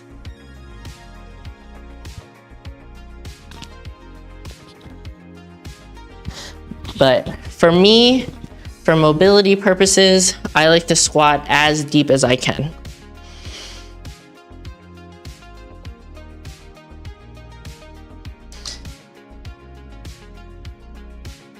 the next thing I have for you, for your quads, is gonna be lunge variations. I really would love it if you could do more than just squatting, because it is a bilateral movement, meaning you're using both sides at the same time. If you have muscle imbalances and you are constantly doing bilateral movements, one side is naturally going to keep getting stronger and stronger, and it can lead to a lot even worse imbalances. So you might not always be able to tell that you're pushing harder on one side, but even if your limbs are just slightly different sized, you can see it can lead to stuff that's not great over time. So lunge variations are gonna take more proprioception than something where you're using both legs, like a squat. And I would tell you that if you need to use something to assist yourself, like, please just do that. Don't feel some type of way. It is good to work on your balance over time, but you can't just like expect yourself to be perfectly balanced right off. So like you can get a stick, or you can put your hand on a wall, or you can use a bench or something just to like steady yourself. I personally prefer reverse lunges, meaning you're stepping back into the lunge, because I think it's easier to control and less impact on your joints. Whereas a forward lunge, you just kind of like fall into it. So stand with your feet, I would say probably about shoulder width apart. And you're going to, if you need to steady yourself, you're going to step backwards and come down. Touch your knee to the floor gently and then bring your foot back. When you're starting out, you might want to switch feet every time. That's a little bit easier because you're giving your legs rest. What do you mean you can't expect the utmost perfection and strength from yourself immediately? But yeah, so starting out, if you're very new to working out, I would tell you go left, right, or right, left, because it gives your legs just a tiny bit of recovery in between. But if you need to make the exercise more difficult for yourself, you're a little bit more advanced, you've been working out for a little bit, and you're having a hard time reaching the same intensity, do the same leg over and over until you reach the max reps and then switch.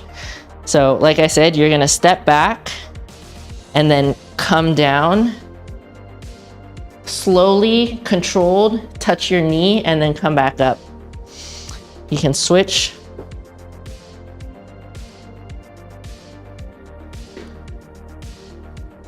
When you're doing your lunges and basically all leg exercises, you can do them in a way that biases your quads or biases your glutes and hamstring, meaning one side is emphasized more than the other.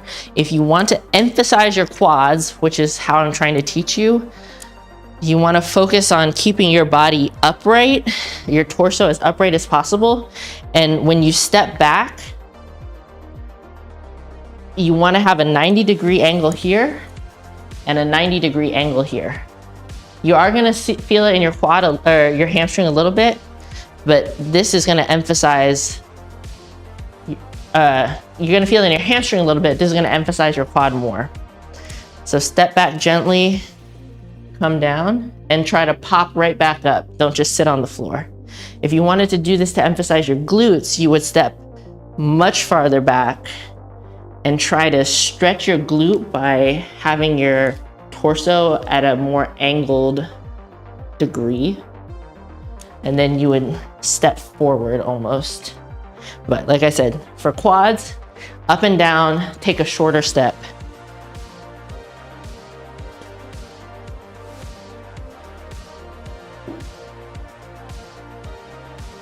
If you didn't want to use a backpack, you could also hold something in your hand or just do them body weight to start out with. If you're holding something in your hand, you can do one hand or both hands at the same time. I would say hold it on the outside. So if this If you're doing it like this way, stepping back this way, hold it out here. Hold it out here. And same on the other side. Hold it out here to emphasize that side more. So those are lunges. Great exercise for doing things single leg. A split squat is really similar, or a similar movement, but you're elevating your rear foot. I would say this is, it's kind of a meme, but this is one of the best exercises for your legs. It's really brutal. You have to have something that you can put your foot on. I personally like to point my foot and have the top of my foot flat against the thing.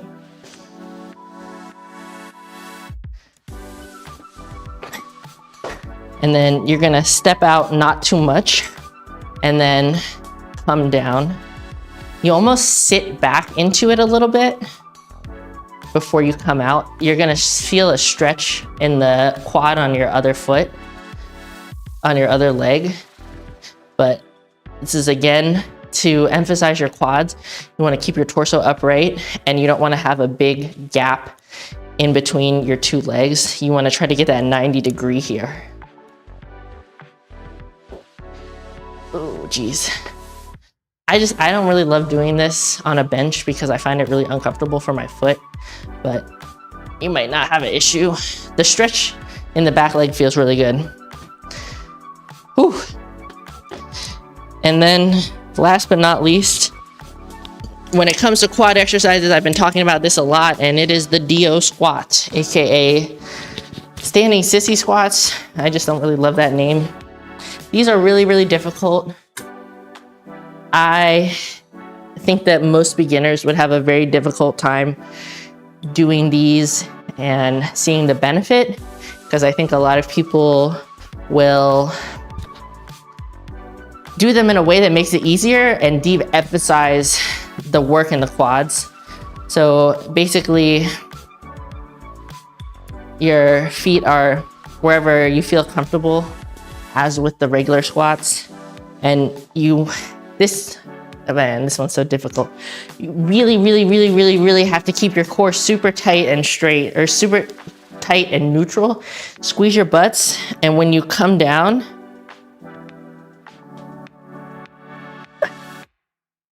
the stretch you feel in your quads is gonna be really intense. And then, see, it's so hard. I did quads yesterday. You come up trying to use as much of your leg as possible. I don't think this is a beginner-friendly exercise, but it is a really good exercise for your quads. And that's basically all that I have for that. Oh, geez. This is more workout than I was planning to do. Any questions about those? Quads.exe. I did a triple of 195 yesterday. I was pretty happy with it. They were very deep squats. I got a video that maybe we can look at a little bit later, but ooh, it was kind of a lot.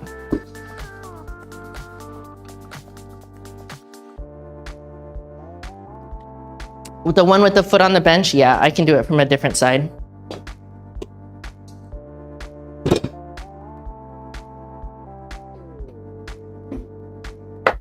Okay, so like I said, I like to put my foot like flat like this. Don't step out too far to emphasize your quads. You're gonna have to kind of play around with the form. And then when you go down, tight, engaged, go down as straight up and down as you can. This is where you're gonna feel the stretch. This leg is gonna feel really stretched, and then come back up. See, I get a cramp in my foot. You can also put your foot like this if that's a little better, but if your bench is kind of high, it's gonna be more difficult. So straight down, straight up.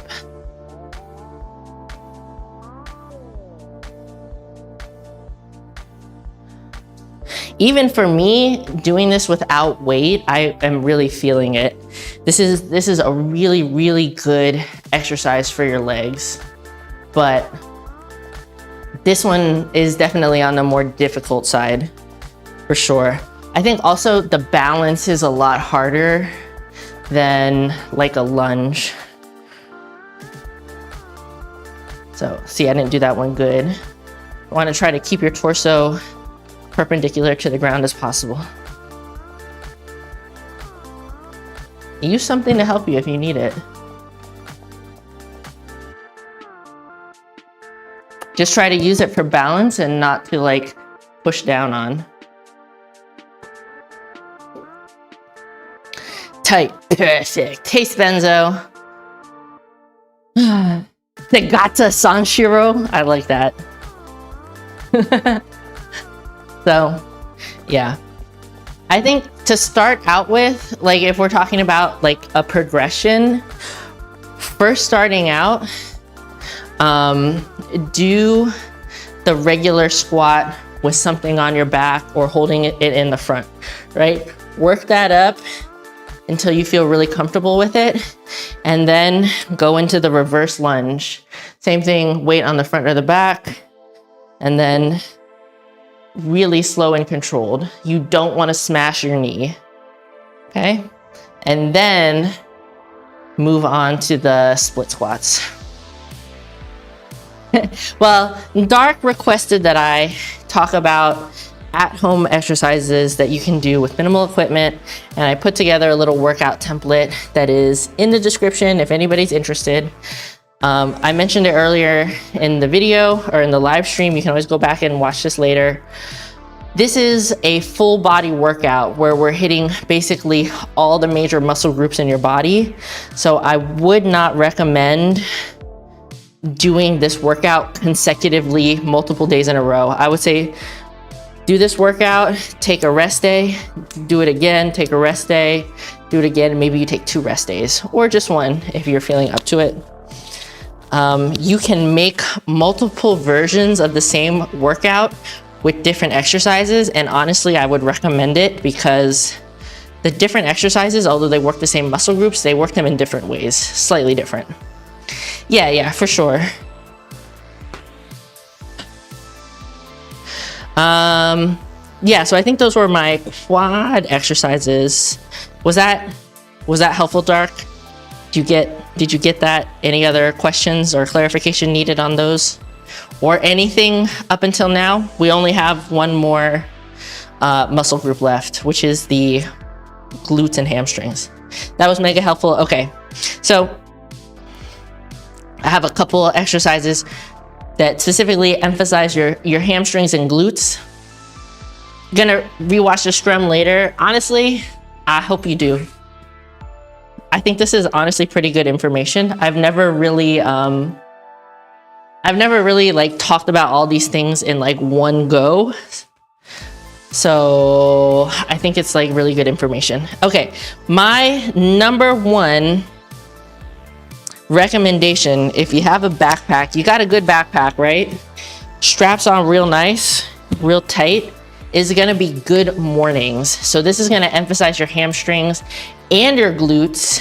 And you can do it in a way that really stretches out your hamstring, and then you can isometrically squeeze your glutes at the top.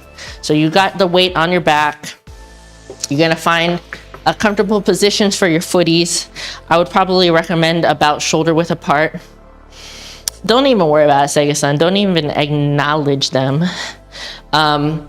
This is a hip hinging movement, and I find that a lot of people struggle with this. Take it really slow and really focus on,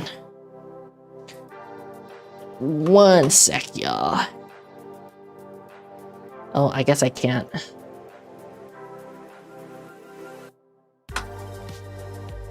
Ah, hate to see it.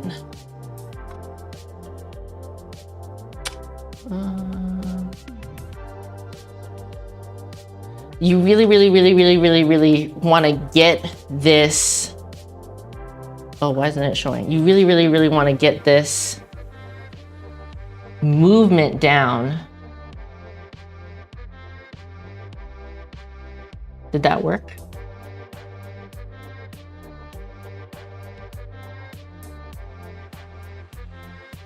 There we go. Okay, there you go. What's up, Dion? How are you? Hate to read it. You hate to read it. You hate to see it. You reported. Thank you, Spencer. I appreciate you.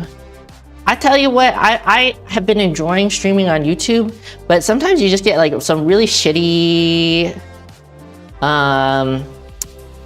ignorant, just like mean comments, and you hate to see it. You hate to see it. But it's fine. So I find that a lot of people struggle with the hip hinge because it's kind of I don't want to say it's unnatural, but a lot of us, like when we bend down to do something, we're not focused on like what we're doing, right? We're just kind of like reaching, we're just kind of doing something. But this, I'm telling you, this is what's gonna get your glutes and your hamstrings nice and juicy. Yeah, exactly. It's not very intuitive. So the only bending that you're gonna be doing in this exercise is right here at your hips. You wanna think about pushing your hips back so that you're staying balanced, right? So if you're leaning, if you're bending, if you lean over too far forward, you're gonna fall over. So you have to put your hips back as you lean down, as you bend. And this is also gonna put a lot of stretch on your hamstrings. What's up, Ryan? What's up, Throwaway? Yeah, he's out of here. Keep your knees kind of soft. They don't have to be completely locked out. You're probably gonna not be flexible enough to really do this exercise if you have them really straightened. So have a nice little bend. Keep your core tight, like somebody's gonna punch you, and keep your spine neutral. That means you don't wanna go like this, you don't wanna do like this, whatever your back naturally does, that's where you want it to be. So engage your core, push your hips back, and bend at the hips until you feel a nice good stretch, and then you come up and you give a little squeeze to the glutes. Okay? Bend over, push your hips back, and you come up, squeeze the glutes.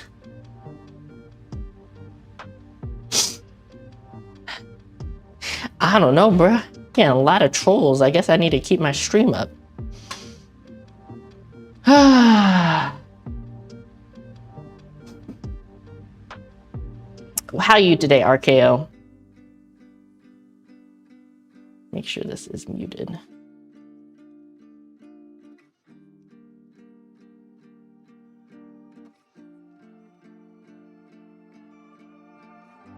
Hate to see it.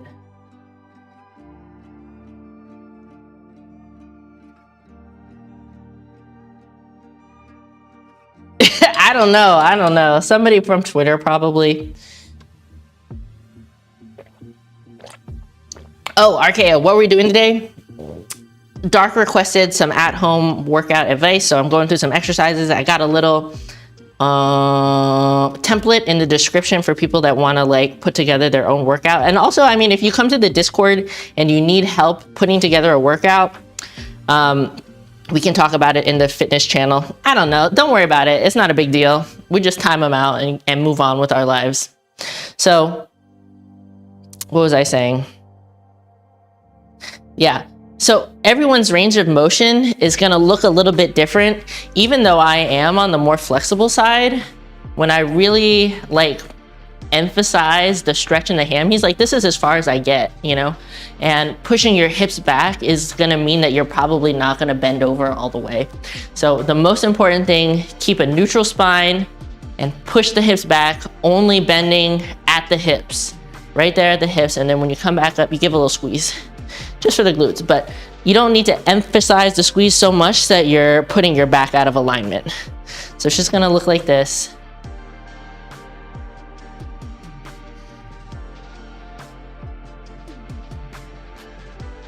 This really is a nice exercise to use with a backpack, but you can also do it holding something down here, Like if you want to use a bag or you want to use your bottles, you can just hold it like that out in front of you.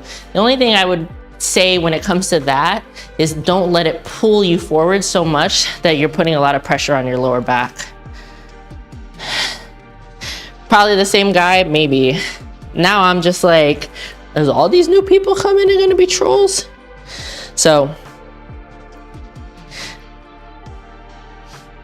mega stretching the hammies and the booty was a lot. Yeah, the thing is that you don't have to push yourself super hard, right? So like right where you feel it, maybe you push yourself just a little bit past so that you get a good stretch and then come up. You don't have to force yourself into a position that's gonna be really, really, really, really painful, okay? But this is like my #1 exercise at home for like your glutes and your hamstrings. It really works both of them. Like I said, you can really feel that stretch. A similar exercise is gonna be the same thing basically. You was just looking for a full body workout. Well, we've kind of gotten through most of it up until now, but you can always go back and watch the entire video again. I'm not sure how long you've been here, William, but welcome in.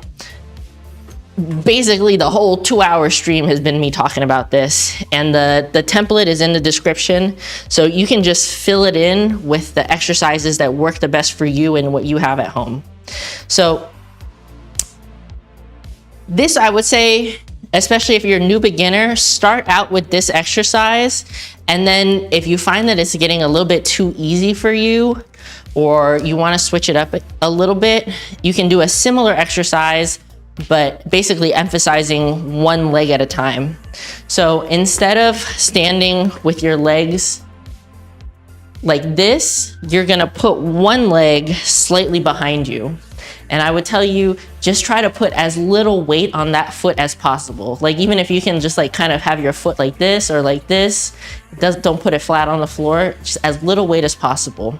This exercise is gonna take more balance than doing it both legs at the same time, but it's really good, like I said, when you're doing everything bilaterally, both legs at the same time, it can really emphasize muscle imbalances. And doing unilateral exercises, one side at a time, will help balance you out as long as you're doing the same weight for the same amount of reps, trying to do both sides exactly the same. So this is where you're gonna grab a thing, either just in your hand, or maybe you have a bunch of things in a bag or something like that. And you're gonna keep all the same cues in mind. Tight core, neutral back, engage the glutes. I think this is slightly easier in the sense that what you can do when you break at the hip is to think about not only pushing your hips backwards, but letting whatever implement you're holding kind of drag down your leg. Go until you feel the stretch and then come back up. Sometimes I like to put my other hand on my back to like make sure that it's staying neutral. Go down and then come back up. Only bending at the hip, putting as little weight on the back foot as possible. Hips back, dragging the implement up and down your leg. It's gonna take a little getting used to, probably gonna be a little bit shaky. Man, what is going on today?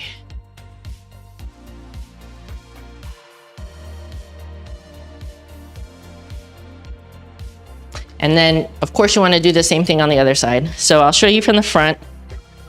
Start out with your feet together and then put one slightly behind you, as little weight as possible. I kind of hold the thing out in front of me so I can really drag it up and down. Engage the core, engage the glutes, push it back till you feel the stretch, and then come back up. Like I was saying about the two-legged RDLs, go until you feel the stretch, maybe you want to push yourself a little bit to get a slightly more stretch, work on your mobility, but you don't have to push yourself to the point where you're injuring yourself, where you're pulling the muscle so far that it tears. Never seen it like that. You do your one leg RDLs a bit differently. There's several different ways to do it. I think this is the most beginner friendly, but I see a lot of people do it where their back leg just like comes up off of the ground. I don't really prefer that because I feel like you're focusing so much on balancing that you're not getting as much out of the actual exercise. You do it like that, the PT recommended it, yeah. So I think that if you are specifically working on your balance at the same time, it can be a good exercise.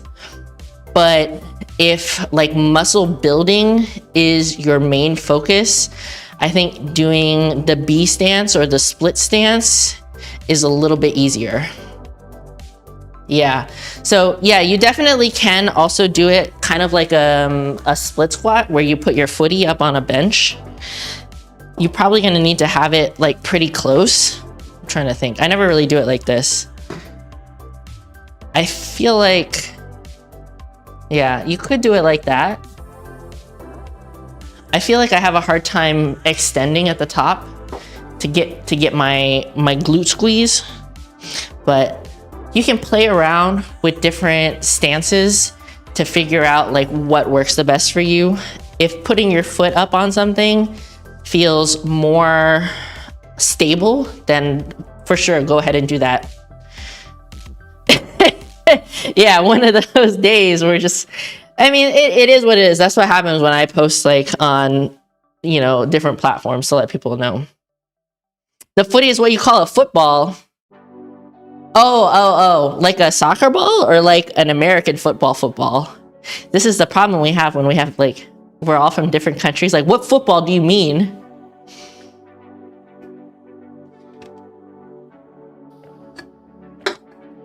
What is it? Okay, that's a can. So yeah, I call these B stance RDLs, but what is Australian football? What is Australia? Is that soccer?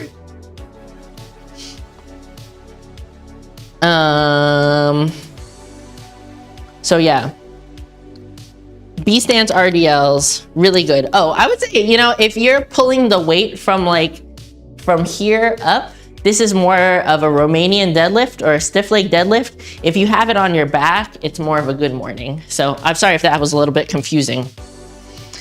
The Aussie's hand egg is like an American hand egg just without armor. It's completely different from all three things. Oh my God. Okay, this is just getting confusing at this point. So I got one other, not one other. So this is kind of in the lunge and split squat category. It involves a knee bending and sort of like stepping. Well, it's step ups. But this is another one of those things where you can bias it towards your glutes and hamstrings, or you can bias it towards your quads.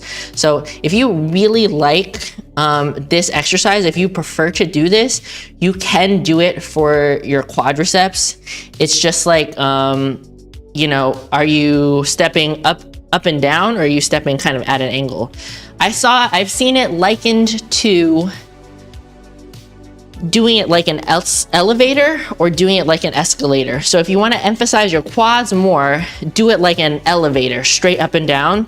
If you want to do it for your glutes and hamstrings, do it like an escalator, kind of at an angle. It is played with a hand egg. Yeah, too many football sports. Egg for hands or eggs of hands, I don't like that. So for this specific exercise, you really have to have something stable to step on. Okay, so a bench or a chair, I wouldn't recommend doing it on a couch or a bed because it's gonna be like really squishy. Basically, all you're gonna do is put your foot up on the thing and step up. You can see I'm shaky with it. And then when you come down, try to go back up right away. Try not to rest too much at the bottom. Bro, I need this thing, I'm shaky. Like I said, straight up and down is gonna emphasize more of your quad. And going at an angle is gonna emphasize more of your glute. So for this one, we wanna kind of go this way. I'll also say if the thing that you're stepping on is higher up, that's also gonna emphasize the glute more because you're gonna have more stretch in your leg. So we're gonna try to step this way. And then we come back down and step back.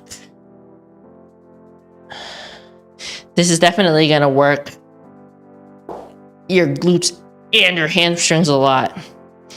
And I know it's gonna be difficult, but you have to try not to push off with your back foot as much as possible. Saw you on TikTok, glad you found I'm on live. Yeah, thanks for coming in, Kevin. From TikTok, randomly, wow. I barely use TikTok nowadays.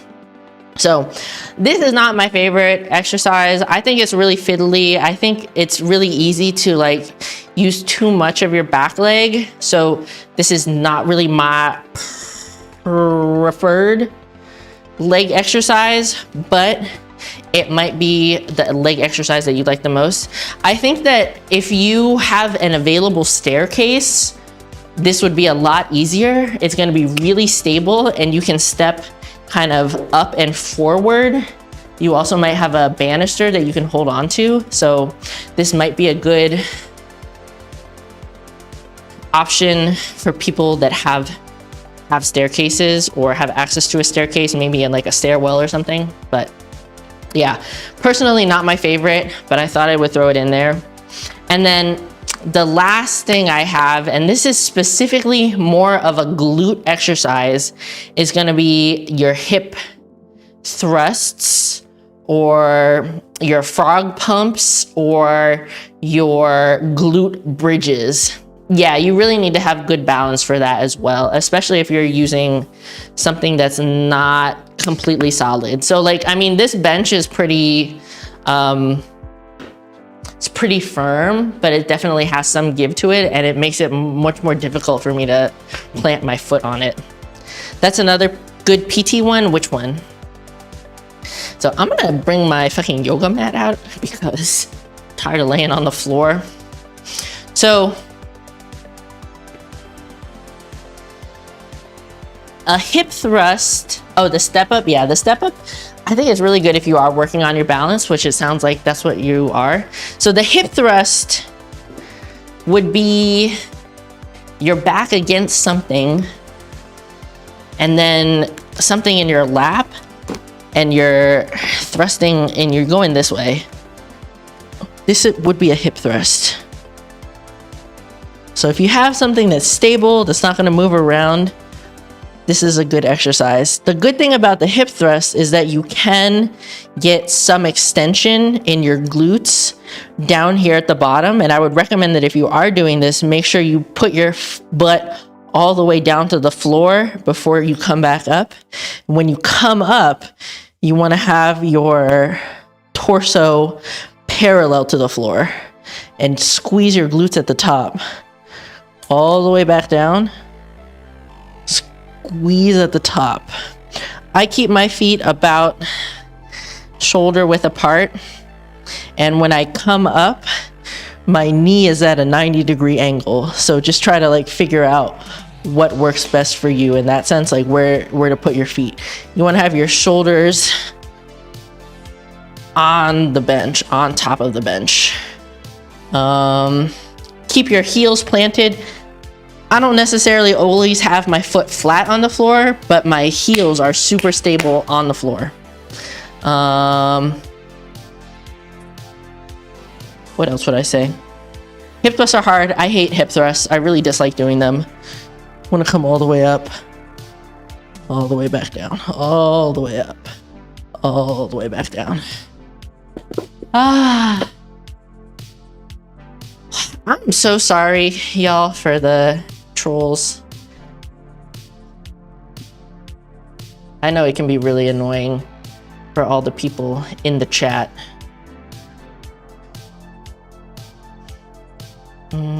Put user in timeout, but it really doesn't bother me that much. Nice to have a bench that feels safe for step-ups. Yeah, for sure.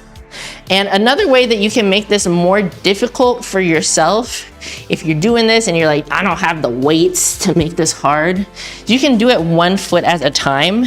So you would keep 1 foot in the air when you come up. It does make it actually a lot more difficult. You really have to stabilize. So you can go like that. It is a lot harder, and it's a lot harder to stabilize yourself. You might have to like put your arms up on the bench like this. Just don't kick your leg out to help. But it's basically the same form. It's true that you'll never be a woman. Love that your trolls can't even get their transphobia in the right direction, right? Can't they tell that I'm trying to be a dude? Should be obvious, right?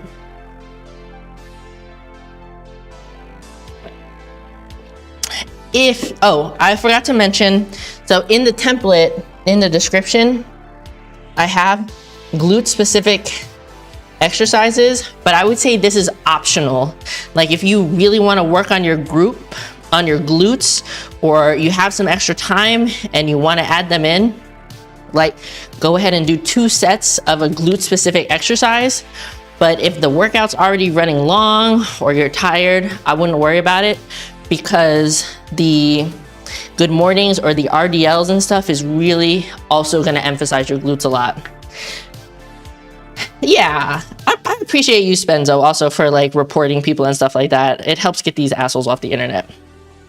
Bro got better pecs than you. Bro, my pecs are really good. I gotta make up for my lack of breast tissue. What are some of my favorite core exercises? I'll be 100% real with you, Spenzo. I do not do any isolated core exercises. I probably should.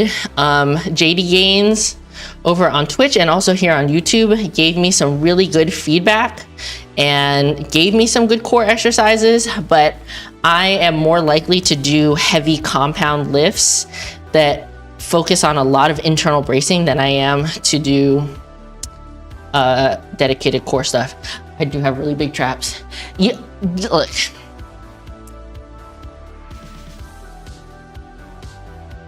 This is the one true tip to getting big ass traps that no other fitness influencer is ever gonna tell you. Okay? In the winter, go out in summer clothes and just be cold the entire winter and stand around like this, and you will have massive traps. How do you trap flex? I don't know if I can explain it. It's like the opposite of a lat spread. So it's like if I do a lat spread, I can easily change it into a trap flex. I don't even know. I don't know how to explain it.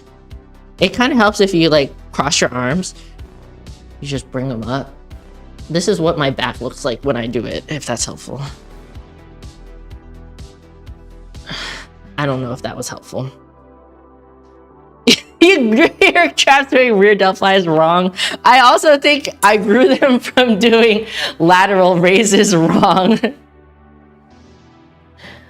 Flexing your traps is bringing us scaps as high as possible. Flexing your traps is bringing your scapula as high as possible. There you go. Yeah, that is right. You know what? Sometimes I get a cramp in my, I don't know what this is, like my armpit muscle. Here's for the armpit bros, but like right here, I get a cramp sometimes when I do this. Like that one dinosaur in Jurassic Park that spreads the things and spits poison acid. Oh my God. Anyways, I was gonna say, if you don't have a stable bench to do it on, you can do glute bridges off the floor, which is basically the same thing, but less range of motion. And you're just gonna come up like this, squeezing, and you wanna try to get your upper back to be the only part of your upper body that's touching the floor. Just like that. This is another thing that you can also do one footy at a time, and it's much more difficult. You probably have to move your foot closer to the middle of line of your body.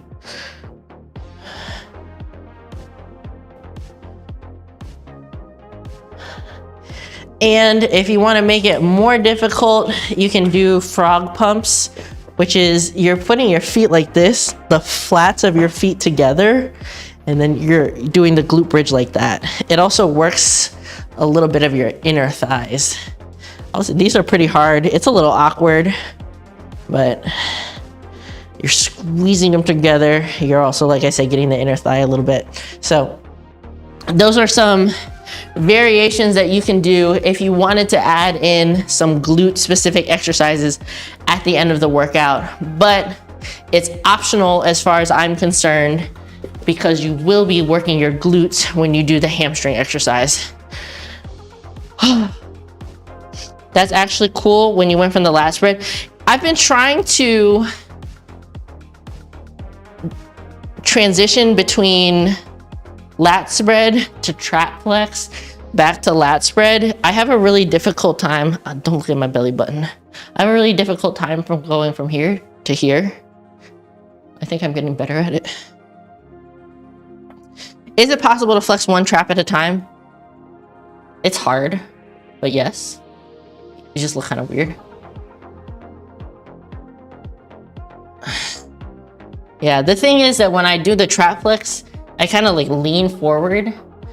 So you still like look like you're leaned forward, just one is not as high as the other.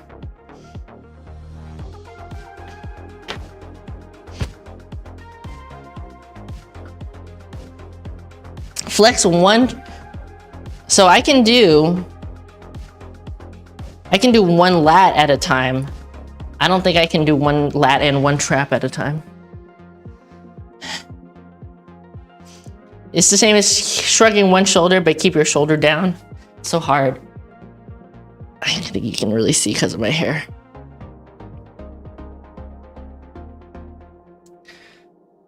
Yes.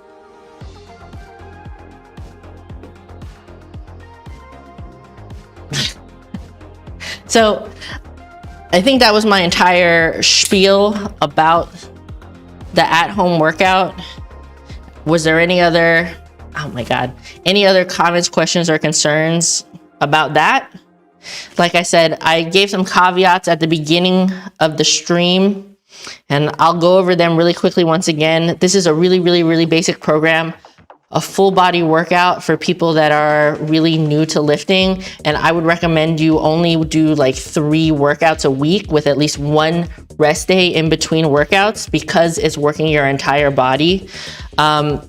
You have to use progressive overload, meaning you have to gradually put more stress on your muscle to see progress over time. If you just do the same thing every week, week after week, you're not gonna see a lot of progress. Depending on the person, this workout is probably not gonna last you for a super long time. Like, you could take it to the gym and do heavier weights and different equipment and stuff like that. But if you're really, only have the stuff that you can use around the house, this program is like, it's gonna take you to a certain point and you're not gonna be able to like go much farther than that. Pecs are popping. Hell yeah. You don't even know how to flex your biceps? Okay, I'll tell you about, oh, let me finish with this. Let me finish with this. And then I'll show you how to flex your biceps. Okay. Really good form is absolutely vital for gains and to prevent injury, okay? There's a link in the description to the Discord. If you need help with your workouts, you need help with the exercises, you want a form check, come to the Discord and I'm happy to answer questions, okay? Or take a look at workout videos, whatever. What about pecs what? what's up, that random scientist? Hey, Andre, awesome workout, awesome stream. Thank you, Andre, I appreciate you. You went to the gym on Saturday for the first time in a very long time and your pecs are super sore? Hell yeah. Another big factor when it comes to making a fitness journey, or when it comes to a fitness journey, or like when it comes to making progress in the gym, is going to be your diet. You should really do your best to prioritize protein. I know it can be difficult, and I'm not telling you that you need to completely change your entire life and your lifestyle. Making small changes can really go a long way. Small changes over time that aren't going to like make you get burned out really fast. So like you might think about adding 1 protein shake a day into whatever it is you're normally eating. And that's like a good 20, 30 grams of protein right there, even just 1 scoop, okay? So you can also do your best to prioritize protein in the foods that you're already eating. So eating a bigger portion of the protein in your meal, and maybe eating a little bit less carbs and vegetables, or just keeping that the same and eating a little bit more protein. So think about that. Try to get in a lot of protein, but I'm not telling you you have to go out and start like tracking your calories or whatever, because that can be a lot to think about. And then the last thing I want to tell you is, you know, when you start doing this, track your progress in some way. I really recommend like writing down your workouts so you know the weights and stuff that you're doing, so you can see how they're progressing over time, how they're getting heavier, how many reps you're doing and stuff like that. But track your progress in other ways as well. So that could be taking pictures, that could be taking measurements, stuff like that. So anyways, that's the whole thing. How do you get pecs? I built my pecs mostly from benching. Bench is my favorite exercise. Bench is the exercise that I push myself to the absolute limit on.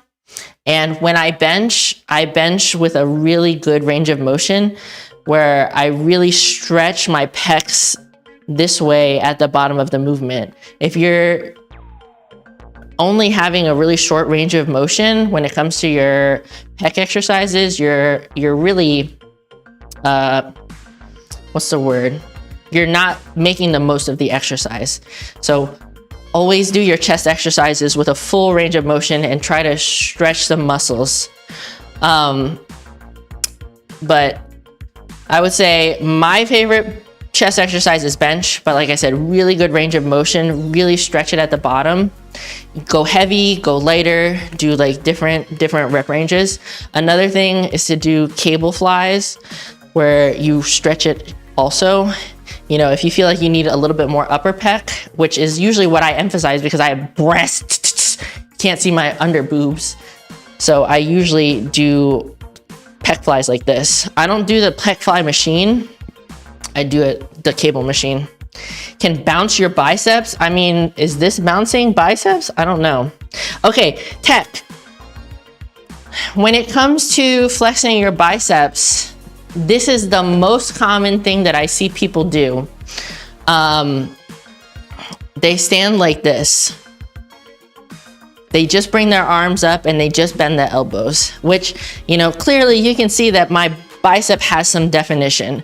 But if you want to make the most out of your bicep flexes, what you want to do is bring it so that your elbow is above your shoulder joint, right? Don't bring your hand all the way to your shoulder. Kind of have it either like a 90 or just a little bit in. And then you want to twist your wrist. So you see the difference? Just me holding my arms up like this. And when I twist my wrist, you can have a fist or you can have your hands like this, whatever. But when you twist, that's really when you emphasize the peak. So above your head, elbows above the shoulder, twist. Another thing I would say is when it comes to your posture, you want to chest up and like, if you know how to do it, flare your lats, which can be really, really difficult for a lot of people, especially if you have a hard time engaging your lats and feeling your lats. But if you can chest up and like flare your lats when you do it, it makes you look even bigger. I know there's like a weird shadow light situation. See what I'm saying? Like make yourself look big and then core tight. So when you see me from the side, you see that my chest is up.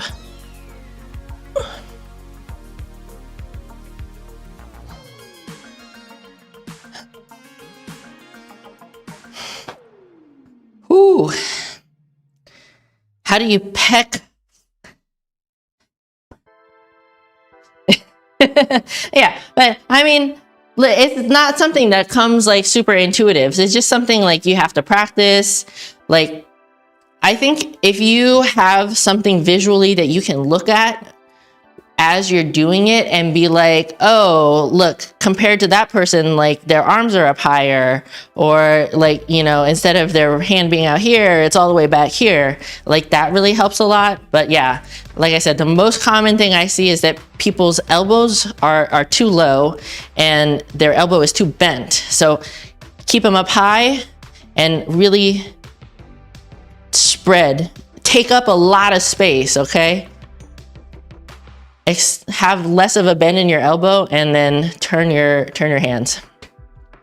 What about a lat flex? I'm not sure. I'm gonna do my best, but it's really hard to explain the lat flex if you can't already engage your lats. So for me, I find it helpful to have my hands like this and hook my thumb behind my back. This gives me something to press against. So it's almost like a scooping motion. So if your shoulders are up, you put your fingers in and then you scoop your lats up. That's what I think about when I do it. What else do I want to say about that? Chest up will help expand your chest. And you want to think about like pushing your elbows and your shoulders forward. So like when your elbows and your shoulders are behind you, it's really hard to like really spread your lats. So you want to push them forward and flex them forward with your chest up. So bringing them forward, but also like it's like engaging your core, but you're trying to engage your whole lat. So I kind of like take a breath and like hold it and try to just like expand my chest as much as possible. The way I learned to lat flex is by holding your hand over the lat muscle so you knew where to like direct the flexing energy. Like we were talking about detailing the car when you don't own a car. Step 1, get the muscles. Get muscles. Step 2, flex the muscles. I mean, everybody has these muscles. It's just some people's muscles are bigger and more visible than others, right? So yeah, and it's just like when you're more of a beginner to working out, you probably have less mind-muscle connection. So yeah, Wi-Fi is back. Welcome back, Blake. Yeah, I mean, the booty's looking pretty good. So hopefully that was helpful, but yeah, you know, some people might resonate more with like different cues than me. Like I said, for me, like putting my thumbs at my side behind me and like pulling forward really helped me learn how to do a lat spread.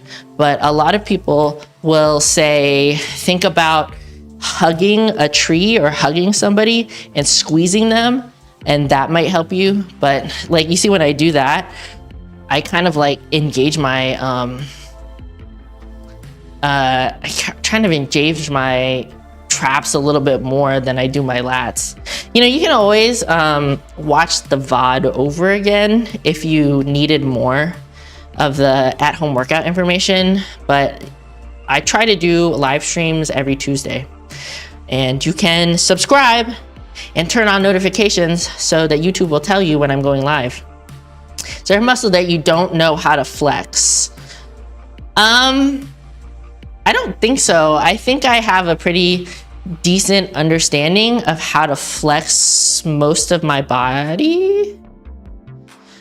I think maybe I struggle with the most is like putting together a routine. Not that I'm planning to compete or anything like that, but I would like to have kind of a thing where I can kind of flow from one pose to another. But yeah, in terms of like the actual muscles, I think I have a pretty good understanding of how to do that. Which poses will most impress your hinge date? What is hinge?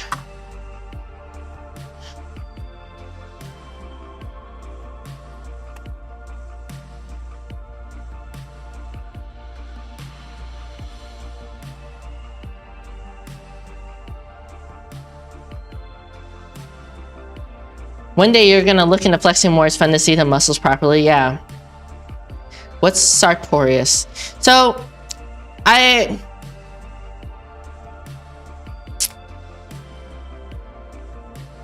they sell used doors.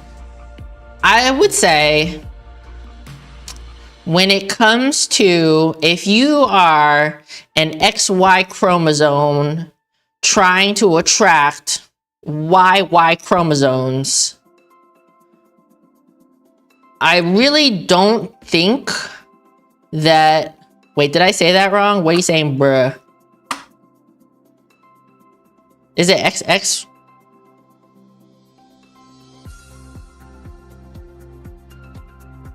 Is it XX? My bad, my bad. Okay, you're an X, wait. Now I'm sounding stupid. If you're an XY chromosome trying to attract an XX chromosome, I really think, okay, come for me, don't come for me, I'm not science. I really don't think that you should worry about flexing too much. Most women, unless they are really into fitness, do not give a shit about muscles. They want a dude that looks overall attractive, but they don't care how much you bench. They don't care about your front double biceps. Like most of the time when you like do that kind of stuff, people think that you're like a show off, that you're like really into yourself. And a lot of people don't find that attractive. So if you are trying to attract, what did I say?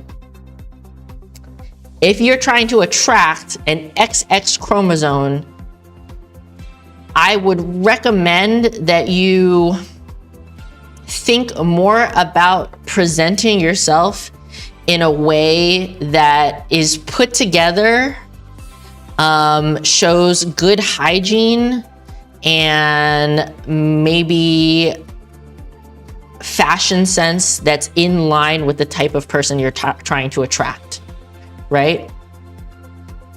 Also, the whole talking about chromosomes rather than just men and women, it feels kind of weird since there's like a ton of variations. Okay, my B. I was trying not to say like fucking men and women, but it be like that. That's totally fair. Usually it's other guys complimenting you, not girls. I was joking, I wouldn't do bodybuilder poser for the hinge day, but yeah, for sure, general health. I do think broad shoulders and good forearms where your hair is good. How about tracking SSX chromosomes?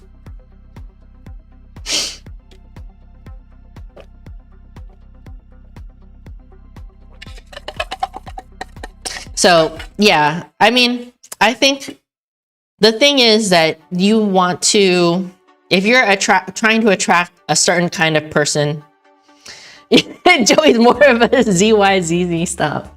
Don't troll me. If you're trying to attract a certain type of person, like you kind of want to also embody the kind of person that you're trying to attract, you know? So if you're kind of like a fit and nerdy person and you're looking for somebody that's also kind of fit and nerdy, you probably want to post pictures of yourself wearing like, I don't know, like comic book tank tops, maybe in the gym, but not looking like an asshole, something like that. You know, if you're the kind of person that likes, interested in overalls, one strap only. If you're the kind of person that's likes, I don't know, I'm trying to think, I don't know how I would explain it. Like women that dress up more fancy, take a lot of time to spend a lot of time on their appearance, which is not a bad thing. You know, it's just a thing. You know, if you look like a slob, you're not going to attract that kind of person. You know what I'm saying? So that would just be my suggestion in general. If you're looking for a down home, all-American kind of lady that can throw a hay bale in the barn and wrangle a cow, go with the overalls, one strap only. Nailed it. So, yeah. I mean, if you're gonna be weird, Kevin, I'll just time you out so that you will shut up. So, you know, keep that in mind if you are specifically trying to be a nuisance to get my attention. Kevin Sanders is a weirdo. Yeah, I think that's been established. So just keep that in mind. Tell my girl I need to rob a store. I want her answer to be, okay, but whose car are we gonna take? Yeah, you know, if you're trying to be a bank robber and you need a driver, you might want to like look like a Formula One racer. What you're looking for, you believe a smoke show is the technical term, a baddie. You're gonna have to show up, bro. It's either, I mean, I hate to say it. No, I don't hate to say it. I mean, it is what it is. Typically, a person that puts a lot of care and thought into the way they look is also going to want to be with a person that takes a lot of care and puts a lot of thought into the way they look. So that's just all I would say. But you know, it's not always true, you know? You really should think about being your most authentic self, because if you get with somebody on a pretense, if you get with somebody and they think that you're somebody that you're not, eventually that relationship is going to fall apart because there are expectations that are not being met. Dang, looking strong, respectfully. Appreciate you, Joshua. Get fitness and dating advice. Just stream. I like when we like classic music, hauntingly beautiful. You just want to chill pretty gal, you can vibe with and laugh with. Hell yeah. I'm sure there are tons of chill and pretty gals out there. I would love for you to find one. You need a fast car, you're good at body and Clyde route. You guys, I really like the fucking, the value of info on the Strem is top tier. I appreciate you saying that.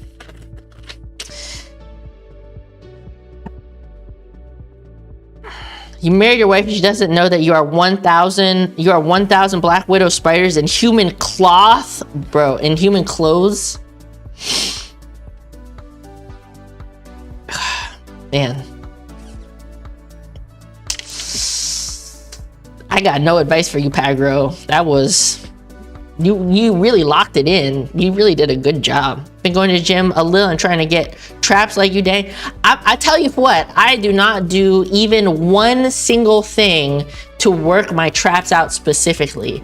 I am genetically gifted and no one can get on my level when it comes to traps. So fuck off. I'm a genetic anomaly.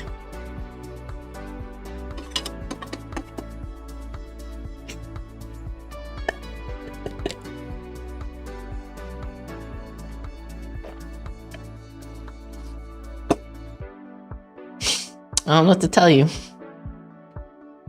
Legends are born, not made. Maybe it's Maybelline. You gotta make sure you cover yourself in googly eyes. Get yourself a biblically accurate angel. Yeah, I'm built different. I don't know what to tell you, bro. I'm built different. If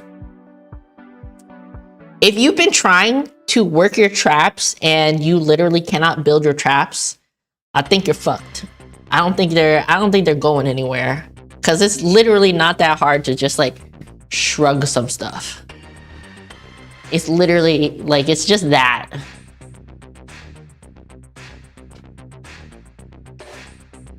You know, all you gotta do is lateral raises wrong for years, okay?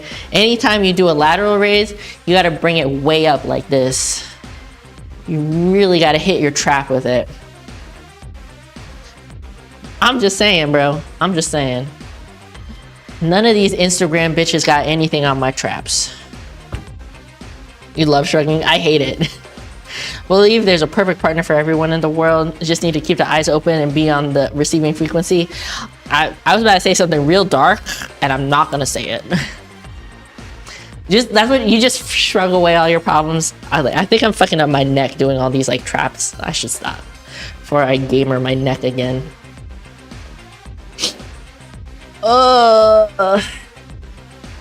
Do you still practice twerking? I do, but I can't really do it in these pants. They're too tight.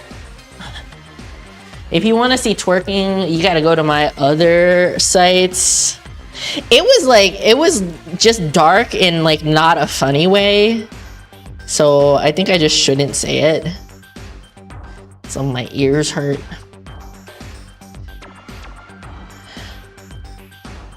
The traps now have cheese and mice in them. Yeah, I gotta protect my neck. Joshua, I did so many lat flexes today throughout the stream, and now my back is cramping up. You can always go back and watch the video and then, you know, pause it to really look at it. You get the most. Sorry. But my back is tired. And you wish your gym had a hack squat machine? Does your gym have a Smith machine, Spenzo?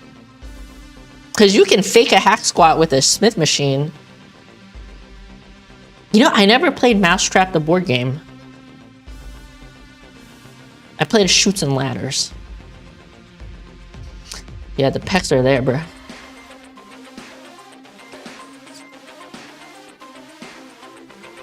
If your gym has a hack squat machine, you can totally fake. I mean, if your gym has a, yeah, okay. So here's what you do.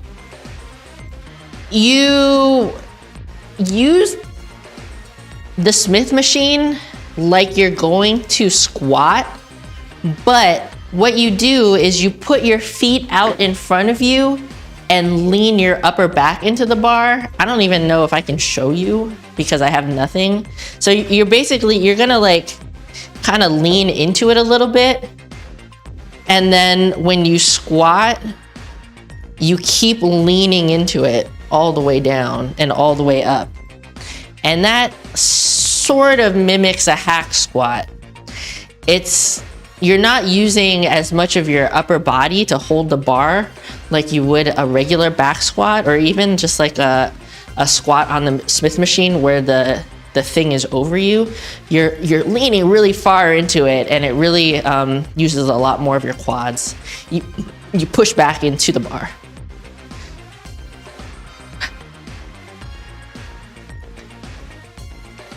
Mousetrap, your favorite game to lose pieces to? I literally don't think I ever played it. Can you show it on the squat rack? Like just the setup. One sec. I'm gonna have to move stuff around. Okay. So basically,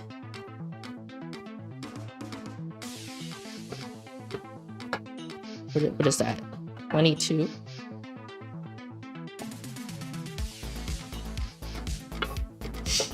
So honestly, if you are following Metal Megs on, oh, this is really hard to get out of here. On Twitch, I feel like she does this exercise quite often. I think I put the bar too low. I think I put the J-hits too low. But basically, you're gonna get into it like a squat, but you don't need to like tense your upper back so much. And you're gonna kind of like, you would ideally be a little bit higher up, but you're gonna like put your feet out in front of you and then squat like this. So you're leaning back into the bar, you're pushing back with your legs. And then when you go up and down, you can get super deep down here at the bottom. Does that make sense?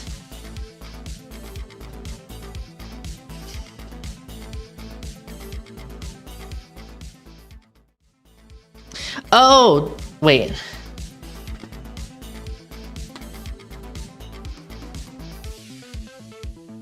You gonna try it out? Yeah, so I would say that, you know, you're probably gonna need less weight. It's gonna put a lot of stress on your quads. So you don't have to do as much. Yeah, I think I scared them off when I said that I was gonna ban them, but I wouldn't worry about it too much. Other gym wishes, literally any re-racking presence of dumbbells 10 to 30, the only ones, those fancy treadmills with the curve. So those, I've heard those, so Hyper was mentioning that he's tried the assault runner before and is really difficult. It looks really scary. I don't know if you watched Physical 100 season 2, but that's one of the first games is running on the assault runner, and it's crazy because it's like the faster you start running, the faster it goes because it's kind of like gravity fed. So those things are hard to control. What's up, Val? How you doing? Yeah. So for smaller dumbbells, I mean, I know if you're in like a commercial gym, you can't really do anything about it, but I really like my smaller power blocks. Before we only had the, what is it? Like fucking 15 to 90, but this little one goes from 6 pounds to 24 pounds with 3-pound intervals. To buy a hack squat for your home. What's up, bath salts? You missed a lot, but it's okay. I appreciate you coming through whenever you have a chance. I don't know why people think I'm scary. I'm very chill. But I guess people don't know what to do with women's that take up space and have muscles. What am I? I would say I am chill, thank you. I mean, I really like the hack squat machine, but realistically, like the split squats and the goblet squats alone, also regular barbell squats, you get more than enough for sure. Do I have a scary aura? And again, it's always a problem of energy and willpower, not a lack of equipment. Traps surprised you? I just like, yeah, I wish that my traps weren't as big because I feel like it overtakes my shoulder a little bit. I wish my shoulders were wider, but I'm not roided out enough to do that.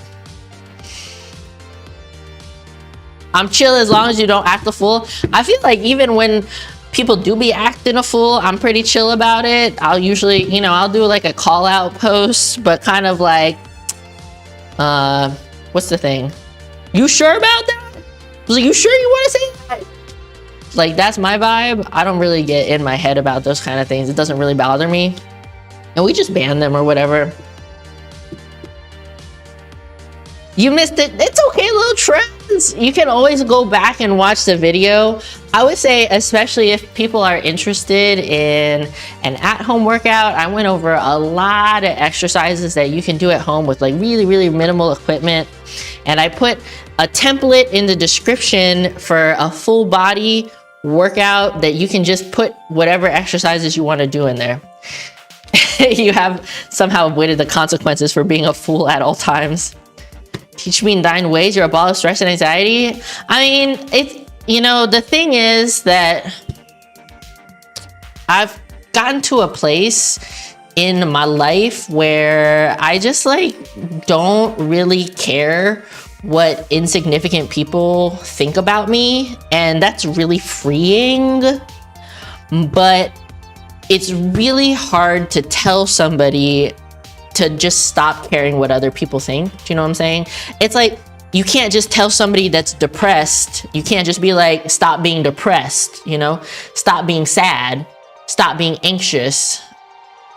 There was just like a point in my life where I just stopped caring about what people I don't care about think of me, you know? And I stopped caring about, I would say, societal norms. It's also a thing that I don't really care about. In some ways I do, in some ways I don't. I like to be a considerate person. I like to be a helpful person. I like to be a nice person. But when it comes to like what people think women should look like, or like traditional family dynamics, I don't prescribe to that kind of stuff. I mean, I was here right before you left Twitch when you told one person straight up they weren't welcome in stream. You felt some real secondhand embarrassment for that person. And yet they're still on Twitch and networking, but it's okay. Yeah, it is what it is. I mean, I also want to say, I don't think I was like the biggest asshole about it. I was kind of just like,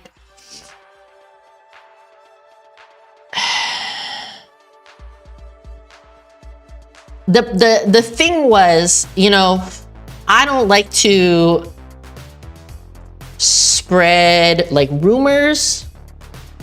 So I didn't mention, I saw a situation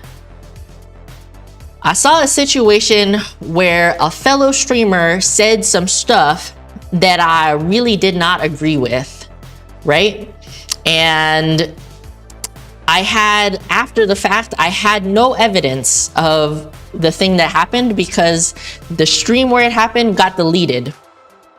And, you know, I don't like to go around and say, oh, this person said this and this person said that. So I didn't even tell any of my mods, but that person came to my stream, which I thought was really wild considering what they said and the kind of person I am and the kind of content I make.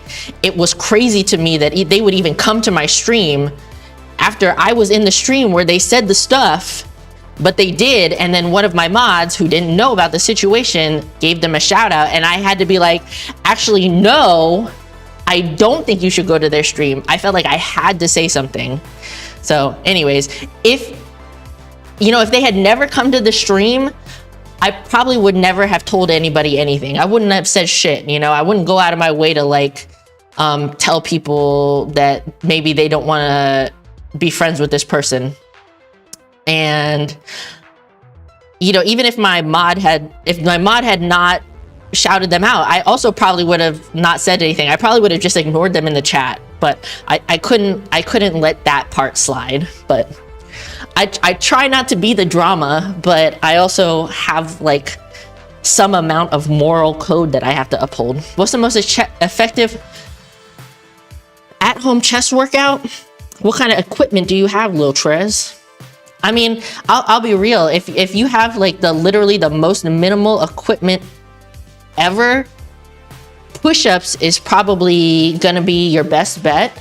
But if it's possible for you to elevate your hands and really stretch out your chest when you do your push-ups, that's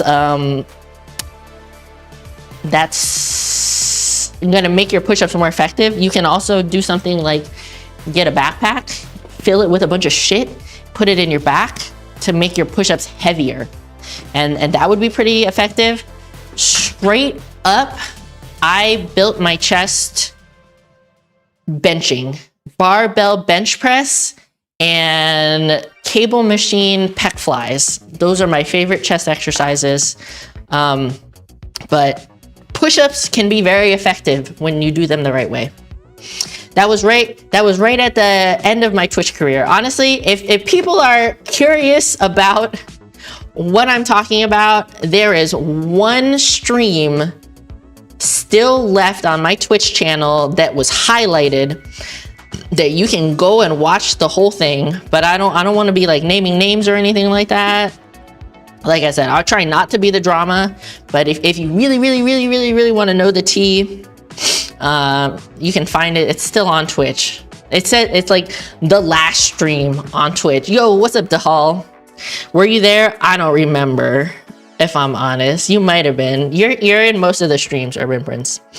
Built this city on rock. You have 30 pounds dumbbells, and that's it for now. We're relocating in 2 months. So I would tell you,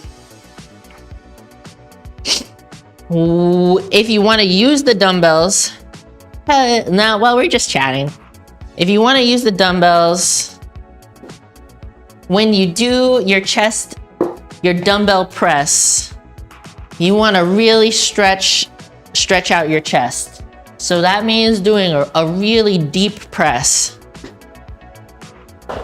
Not to the point where you're going to tear a muscle or anything, but definitely to the point where you're feeling the stretch. So like you see like all the way down and all the way up. When you come up, you can try to squeeze them a little bit, but don't smash the weights together, but all the way down. And keep it really slow and controlled, really sink into the stretch, and then come up. Down slow, sink into the stretch, and then come up. You know, after you do your sets with the dumbbells, you can do a burnout set of push-ups. Like I said, really deep stretch, all the way up, all the way down, slow and controlled. The absolute best form you can possibly have. I don't have a timestamp, Urban Prince. I think it was near the beginning of that stream. How's Joey doing? Joey's doing well. He just got home. The traps are trapping, bro. I don't know what to say. So hopefully that was helpful, and hopefully you can get to the point, get a situation where you have a little bit more weight. But my biggest tip when you're working out at home and you're using equipment that you're using a limited amount of equipment is to really emphasize the stretch in your exercises and use the absolute best form you possibly can. If you have to make something more difficult because of a lack of weight, do more time under tension. So really slow, controlled reps. Count it out if you have to. 1, 2, 3, 1, 2, 3, up and down. So that's what I would recommend. And you know, if you're strong enough, you can you for sure clack the weights. Yeah, so the thing about the clacking weights is it's a little bit of a lack of control, but it's also bad for your joints. When you get that impact over and over, it jars your joints. So I don't really recommend it. You know, if they happen to touch together softly and you get a good squeeze, that's not so bad. But I wouldn't like bam, that's no good. Another thing, this might be honestly too difficult with a 30-pound weight, but Joey was doing these for a while. I don't really do them so much. If you want to emphasize more of your upper pec, this is kind of like a lateral raise, but you're gonna bring it across your body. So I would say, was this supinate your hand so your palm is pointing up? You hold the weight. When you bring it across, you really squeeze your chest, if you can see that. You don't have to try to bring it like all the way up. This is even too heavy. This is like 10 pounds, but that's kind of something else you can do for your chest. It's almost like a pec fly, but standing up instead of like laying down. It doesn't give as much stretch, but it's a good squeeze if you like that kind of stuff. So that's another thing you can do. Of course, Pec flies with a dumbbell as well, but those can be difficult to control.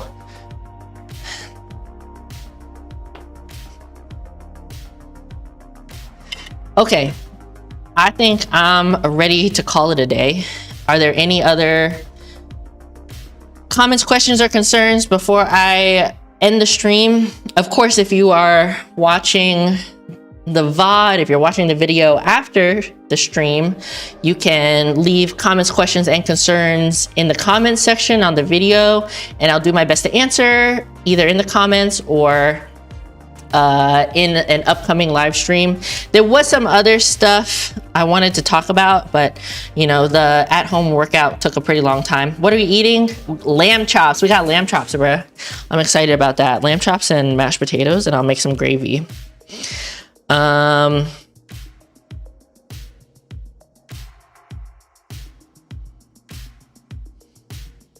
mean, if you're gonna ask me to flex, probably now is not the right time. Yeah, considering how much I have flexed this entire live stream and how much free flexing you can get on my other platforms, including but not limited to Instagram, Twitter, TikTok, Fansly, and any of my past YouTube live streams. So yeah. Yeah, although we did do some posing stuff, which was cool. Oh, links in the description if you want to follow me on my other socials, if you want to come to the Discord, if you're interested in cheap workout clothing that's geared towards women, or any of the supplements that I use are all linked in the description. Some links are affiliated. I appreciate your support. The cats have not been treated. He's been getting a lot of treats lately, but also I was trying to do an educate. I love lamb chops, bro. I love lamb chops. I mean, I understand why some people might not like lamb. They're clearly wrong, but it is like gamey. It has an odor about it. So I guess, but also you're wrong. Yeah.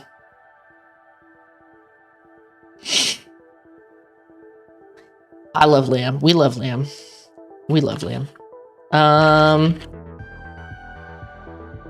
Yeah. Oh, I wanted to say we watched Rebel Moon Part 2 on Netflix. It was okay. It was better than Part 1. I started playing Fallout 4 again because I got influenced. Actually, I was watching Texilla play Fallout 3 on Twitch, and then I was like, oh shit, I really want to play Fallout again, so I started playing Fallout 4 again. It is expensive, yeah. We don't eat it that often either because it's expensive. I usually buy it at Costco. Definitely will try that. Normally start at your waist and lift them up to your shoulders at a 90-degree angle. Seems to work the middle of your pec. What you did should help. Oh, so you do more like this? Lamb in general is the right seasoning though, is chef's kiss. Yeah, you bought New Vegas when it was cheap. You know, I missed out on the sale and I was mad about it.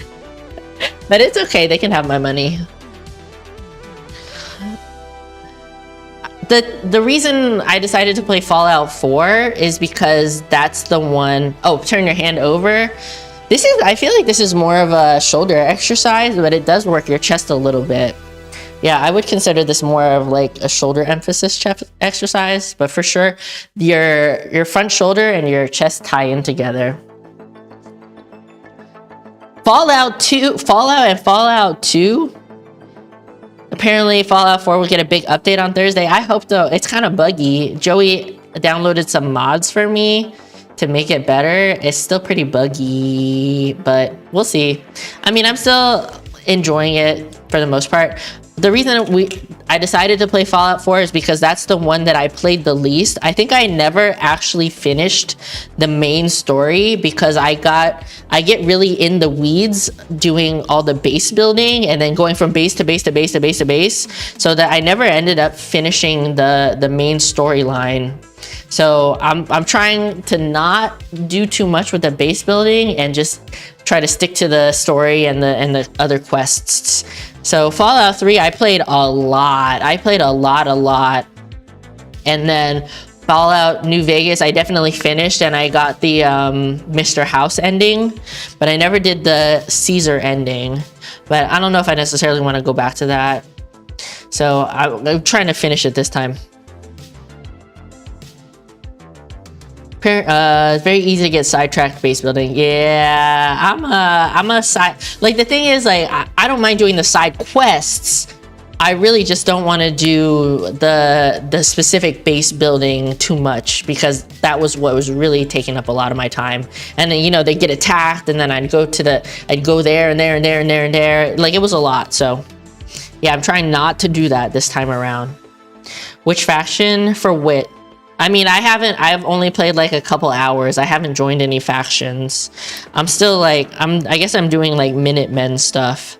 I'm trying to be like, you know, I'm trying to channel my Skyrim playthrough, or I'm the Thane of every hold and like a part of every cult. Shit like that. So I try to do it all.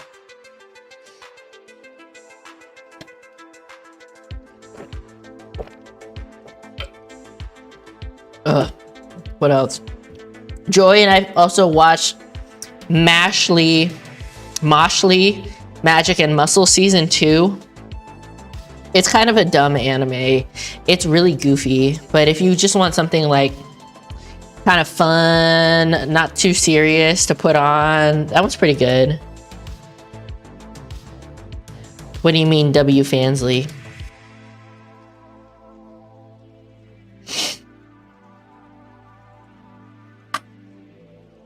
Oh boy.